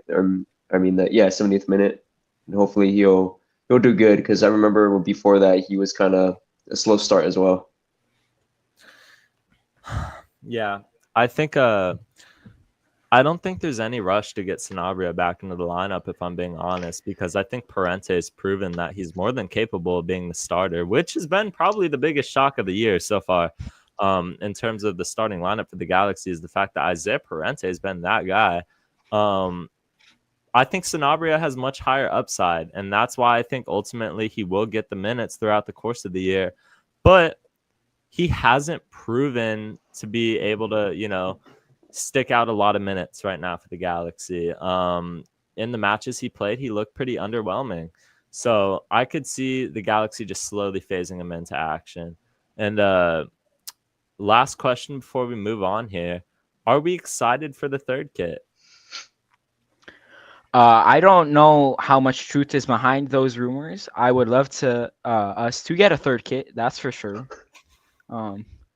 I would love it to be like a yellow type because that's what we haven't seen in a while. But if we can get one, it will hurt the bank account a lot. But 100%, another 180 on the kit isn't really sustainable. But every year, baby. Griffin, we'll figure it out. Griffin. I can't even get appropriate, Griffin. Honestly, I don't. Are we excited for the third kit? I'm excited, honestly, for the color scheme. I'm probably gonna go with yellow as well.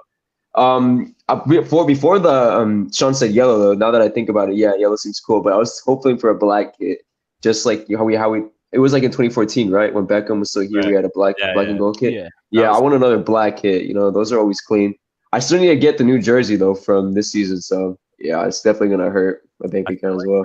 I feel like we're just never gonna get a black kit now that our crosstown rivals rep that color, which is ridiculous. Because we wore it first, but I think that's just kind of how it's gonna be. By the way, I need my 6-star right here.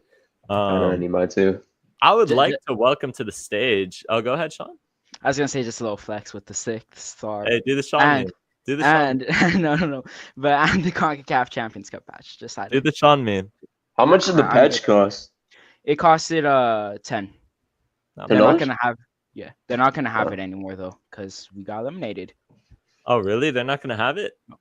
They ran out after CS Iridiano, and when I asked, they said if we beat them, then they will get more shipments in. And I bought the very last one at the team store last week, so I don't know if they're gonna like you, Sean. Continue. All right. My apologies. I'd like to introduce to the stage. Man, we've missed him for a while. LA Galaxy memes. If you are here, we need like an Ouija board. If you are here. I'm here.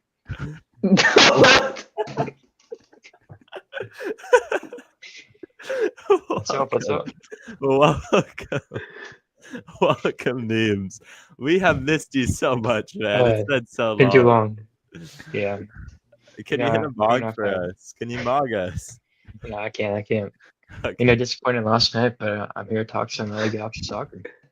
Absolutely. That's what we're all here for. Okay. Last question. All right, thoughts on Vanny so far this year, Sean?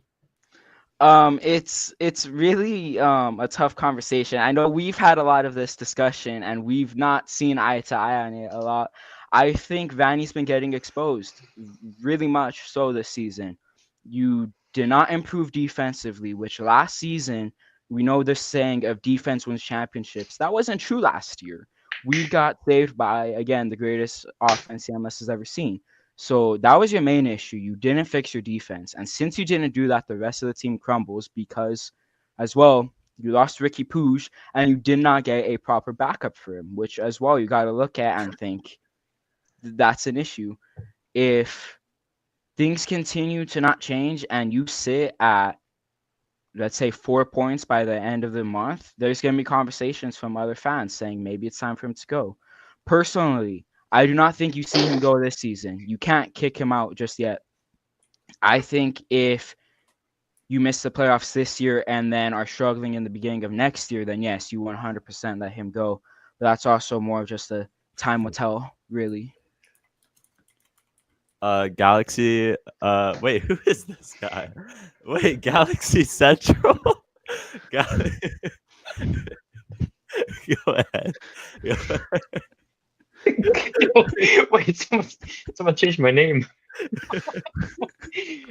Go ahead. Tell us about Vanny. I think I'm Vanny in. I mean, I think this tonight it showed why I should be in. I think team talk at halftime was probably pretty good because we came out fighting. But I mean, throughout the whole season, I mean, I don't think they would have lost our on him. So Griffin. I think it's on him. Griffin.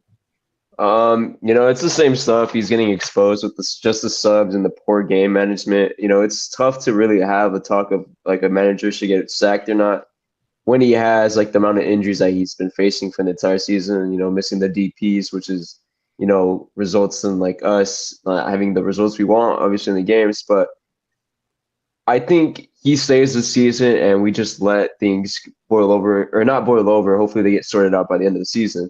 But if they continue to just go into next season, then we'll probably see him get sacked by like June if the same stuff continues. June next year. Okay, I thought you meant this year. Nah. It's like Griffin. What happened to you? I will say, Mr. Central, you are a lot more calm than I expected you to be after this. Oh yeah. Oh, because your Galaxy runs LA. Yeah, now. I changed back. Okay, all right. Well, welcome back. Lots of faces tonight, everyone. Greg Vanny is not under any pressure. Let's be very clear. He's not under any pressure to. We won MLS Cup less than 6 months ago. We're fine. Like in my opinion, they did extend his contract to the end of the year. So interesting to see what that extension could look like. But let's transition now into the game everyone's been looking forward to, is LA Galaxy versus Tigres. I know it says 0-0 here, but this was a 3-2 loss for the LA Galaxy in Mexico. This game started out very fast. You had 2 Tigres goals within the first 10 minutes, and you were just wondering how many goals Tigres were going to score at a point. But the Galaxy got themselves a goal before halftime, and then Tigres scored, and then the Galaxy scored.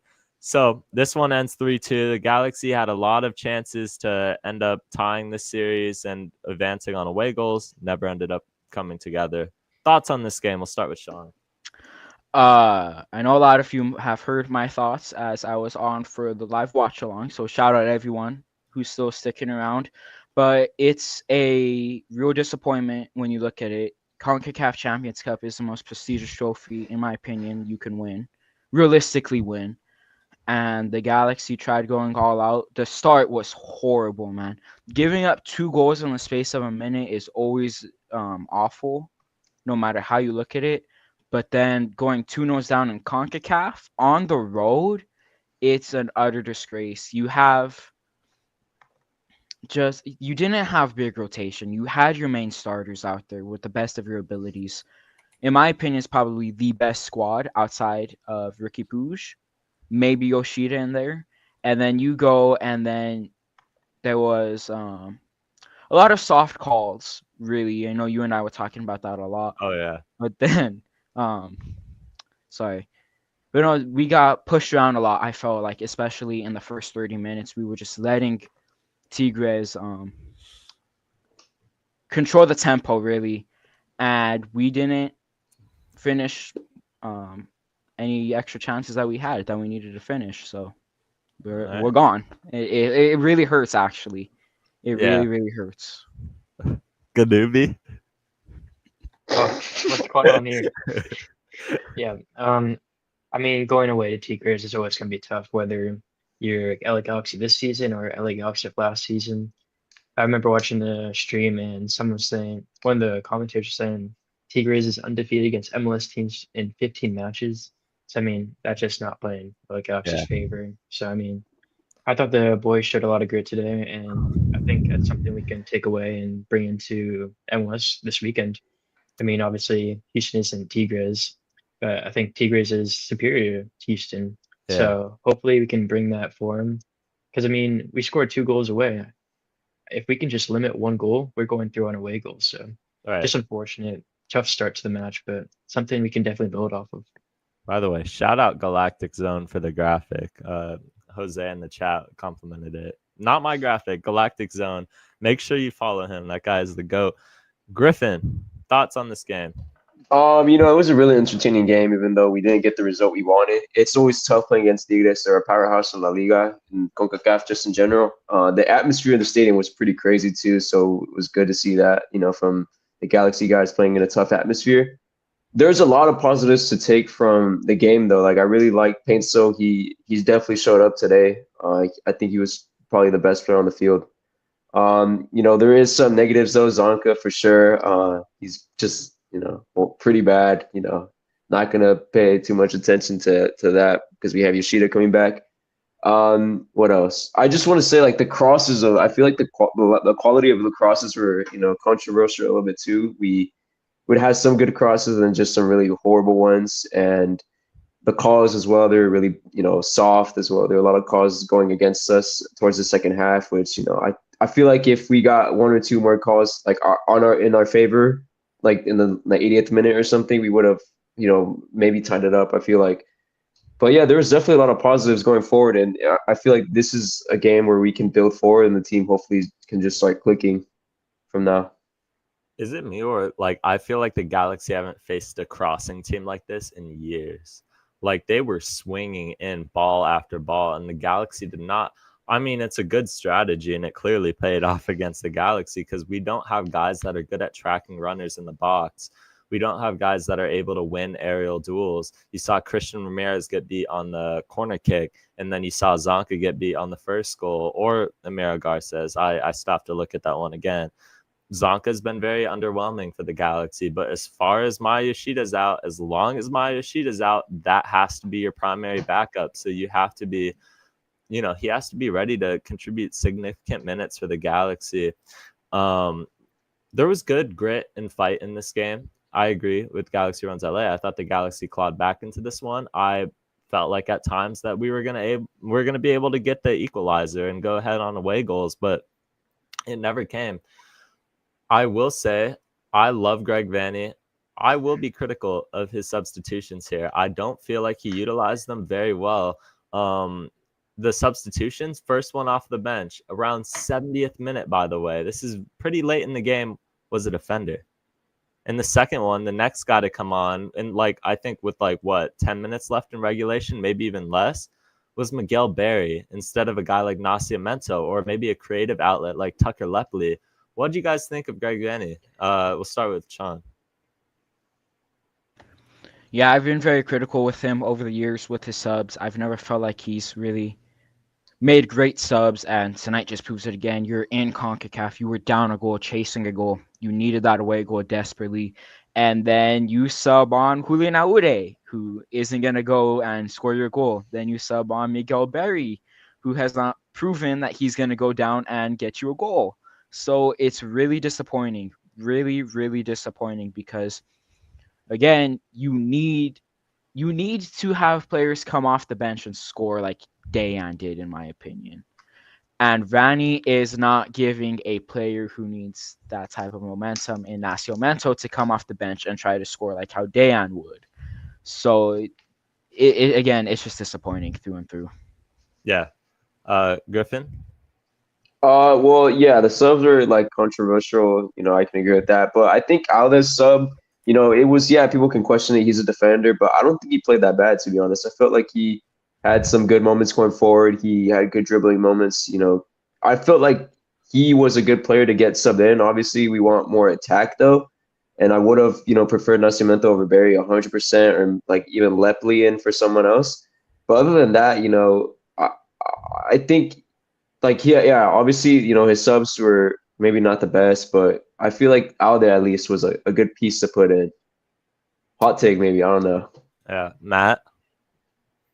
Okay. I think Greg Vanny made some decent subs, but I think they came a little too late. I think the Aude sub was good.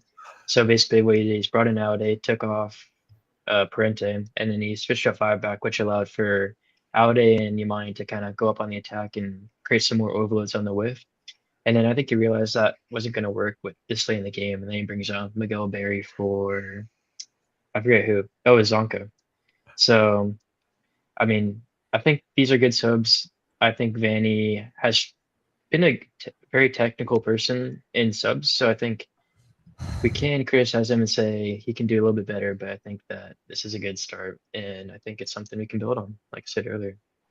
Do you guys take any positives out of this game? Maybe it's a good thing that we're not playing CONCACAF right now. Do you guys feel like with the current state of our injury crisis that maybe it's just better that we have less schedule congestion with the injuries we've been facing? Or do we all agree on that? Or Yes, there's another thing that is a huge positive coming off, and that is Joseph Painter scoring a goal. oopsies. Joseph Painter scoring is a not sure what that is going on there, but Joseph Painter scoring a goal coming off of injury is such a big help for his momentum, and we saw him continue to cook the rest of the game. That fire is lit under him, and it will stay lit under him for the rest of the season. I can guarantee you all that for sure. Yeah. That was a bar. There we go. We got a Sean bar. It gets real crazy. It gets real crazy when we've been over 3 hours into streaming today. So Galaxy runs LA. What was the question again? Sorry. We were just talking about if it was a potential good thing that the Galaxy aren't playing. And I guess it could be a blessing in disguise, just as, I mean, it's less games. We're going to play either, I think game's going on right now, America or Cruz Azul, and that's even worse than Tigres, like an even harder match than Tigres. So, I mean, it could be a blessing in disguise. These guys, they're good. And without Ricky, I don't think we stand a chance against either of those teams. I'm not sure who's ahead right now. I can check in a second. But overall, I mean, it's still 0-0. Still 0. Yeah, so. Oh, no, it's 1-0 now. Sorry, Cruz Azul. Cruz Azul, yeah. They're a tough team. Them and America, the two powerhouses, and then both of them being on our side of the brackets, it's just unlucky for us. But yeah, definitely, I think it's tough, but I think it's a good pill to swallow. Yeah, I agree. Let's transition here into LA Galaxy versus Houston Dynamo. This will be the upcoming match. The Galaxy will host the Houston Dynamo Saturday at Dignity Health Sports Park. This is, I believe, a 7:30 p.m. kickoff. We get back to our regular scheduled program with Major League Soccer action. And yeah, what are we expecting out of this game, guys? What do you want to see after the Galaxy just, drop the stinker at Tigres? Well, I want to see a fire lit under all of the team. I want to see them going out there playing for the badge. I feel like a lot of times this season there's been players who haven't been playing for the badge. I don't want to say call out specific players there, but it's just not been good, especially in that back line. I want to see Zonka step up because realistically he's getting the start. If Yoshida's not 100%, he will not be getting the start in my opinion. I want to see McCarthy do better in MLS play because I know I wasn't here last week to discuss it, but that goal that he gave up against Orlando is absolutely unacceptable. There is no reason that should be happening. So he needs to step it up for there. I think offensively you will be fine because Peck, Painsil, and Ramirez are all dangerous. If Houston come out in a low block, then I think you're in trouble because, again, you're going to have the same issues you saw tonight. But overall, right. I just want to see the Galaxy look like the Galaxy again, man. That's just what I want. Yeah. CFC, Michael? I hope for a win as well. Do I think we're going to get the win? Honestly, yeah, I think with this game we have some momentum going forward. Hopefully we see Nascimento play. I would assume we will see him play just because both Ramirez and Barry got minutes in the week. So, they're going to be a little bit fatigued. We're probably going to see Zonka. Honestly, we're probably going to see the same exact lineup that we saw today, though. So, yeah, if this is a game to get a dub, though, I'm going to say it's this one. So, yeah, I'm going to go with the 2-0 win. All right, I like it. Galaxy runs LA. Prediction? This is a must-win game. I think if we lose this game, there's going to be people coming for Vanny's head, people coming for Kuhn's head, people coming for everyone's head. So it's going to be rough if we don't win this game. Obviously, we're at home, and I think Houston isn't a great team. I think with our full strength minus Ricky, we should be beating these guys, especially at home. I mean, we haven't won at the Digs minus the Herediano game, but this is much different. This is actual MLS play. So we need to get our first win, and hopefully that can start a little win streak. And your score prediction is? I think it's gonna be a 2-1 game to Galaxy. I like it. Sean, let's get your score prediction here. I am going 1-0 Galaxy. Okay. Shoot, are we all about to agree on the Galaxy to get a win when we have it? Oh boy. That being said, I think the Galaxy win. I think it is written in the stars, no pun intended, that the Galaxy finally get their first win of the year on what we will talk about a bit later, ring ceremony night. I think the Galaxy will get the first win. They'll be very motivated to. Hopefully that ring ceremony knocks a little sense in them that, hey, we should play like that team last year, right? I think the Galaxy will put on a show here. I think it'll be 3-1. I think the Galaxy will win this game 3-1. I'm super excited. Honestly, I forgot that I thought we had a road game before this one, so I thought we were going to have to go on the road. So I'm excited that we get to go to the Digs this weekend. But yeah, I think the Galaxy put on a show. Goal scorers, I think Christian Ramirez will have one. I know I've said Peck a lot. Maybe I'm the problem. So I'll say Joseph Paintsel gets one, and I'll go with like a non-conventional. I say Miki Amane. So all right. You guys have your score predictions? Who do you think's getting on the board for the Galaxy? I will go with. I've been wrong every time this season, but I'm gonna go with Peck. Okay. Griffin? I'm going to go with a Paintsel double. All right. Galaxy runs LA. I'm going Paintsel and Ramirez. All right. So we all have the Galaxy winning, which means we will absolutely be losing this game. I will be here. Are you guys all going to this one? Yes, sir. Oh, I won't make it. I got my spring games for my soccer team, so valid excuse. Thank you. You could play for the Galaxy if you keep. I know I can start on that midfield. I was just on the phone with Will Coons. We're talking on a DP deal. Oh man, we've had worse DPs. I will tell you. We've had Douglas Costa on this team at a point. So, wish you luck in that. Let's go right into it. Ring ceremony night. The LA Galaxy will be giving out replica rings to the first 10,000 fans that show up to the Digs. I do not know specifically where these lines are. Do they hand them out? Because I didn't end up getting one last year. Do you guys know where you could get these rings at? Yes, last season at least it was near the tennis courts. So I'm assuming that's what it's gonna be again. However, they've been saying, like, if you've seen their adverts on Instagram, it's been saying arrive early. So I have a feeling that they might be giving it out at each gate. But either way, if you want to go for replica ring, again, get there as early as possible. Because even if it's out right as you're entering the stadium or near the tennis courts, you want to be first in line for this for sure. All right. I do not know if Griffin is with us. So Galaxy runs LA. I'm here. Okay, go ahead, Griffin. Wait, what was the question though? Okay, wait. So since Sean answered where the rings are you excited? Are you going to be getting yourself a ring? No, I will not be getting myself a ring. Okay. All right. Well, fair enough. I'm not even going to. Okay, Galaxy runs Unfortunately, LA. I know won't you be. will not be at the match, but If someone can get me a ring, I'd greatly appreciate it. hey, Put that out wife there. Galaxy runs LA up. Come on, guys. Wait, do they cost money? Wait, where's my Uh, camera? Nah, they're no, they free. don't cost money. Sean, you want to give me one? I'm not sure. It depends if I even get one. I'd like to introduce Joseph Painso. What's up, Joseph? How you doing, man? So What? yeah, we got Joseph Painso on the bottom. Uh, We will be standing with ACB for this game. I want to know if you guys will be at this one. If you will be at the match.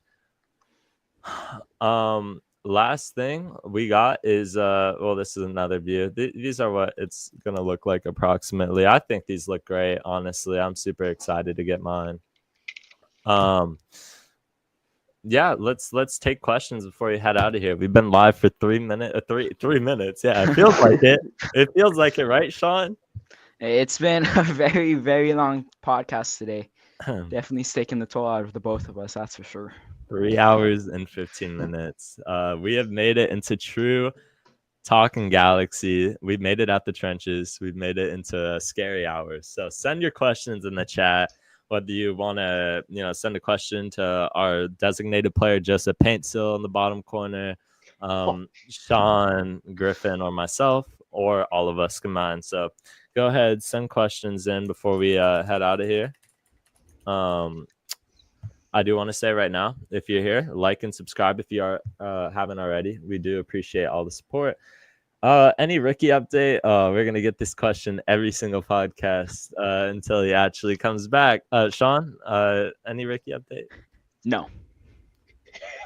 There's no update. Joseph, Rather you're in the same locker room as him. Come on, you gotta have some update for us. Bro's not even here. I'll tell you. All right, thanks a lot, Joseph Paintsill. Griffin. Of course. yeah, I mean, there's no update. I mean, it's tough, I feel like this question should be asked once a month. Choose wisely what podcast you guys want this to be asked on. Yeah. Because there's like not that much information coming out. It's tough. Yeah. Nothing. There's nothing. What shape We are we just- expecting Ricky to be in when he comes back? Is a question from Prod. Like formation shape or like what shape in the team? Like shape.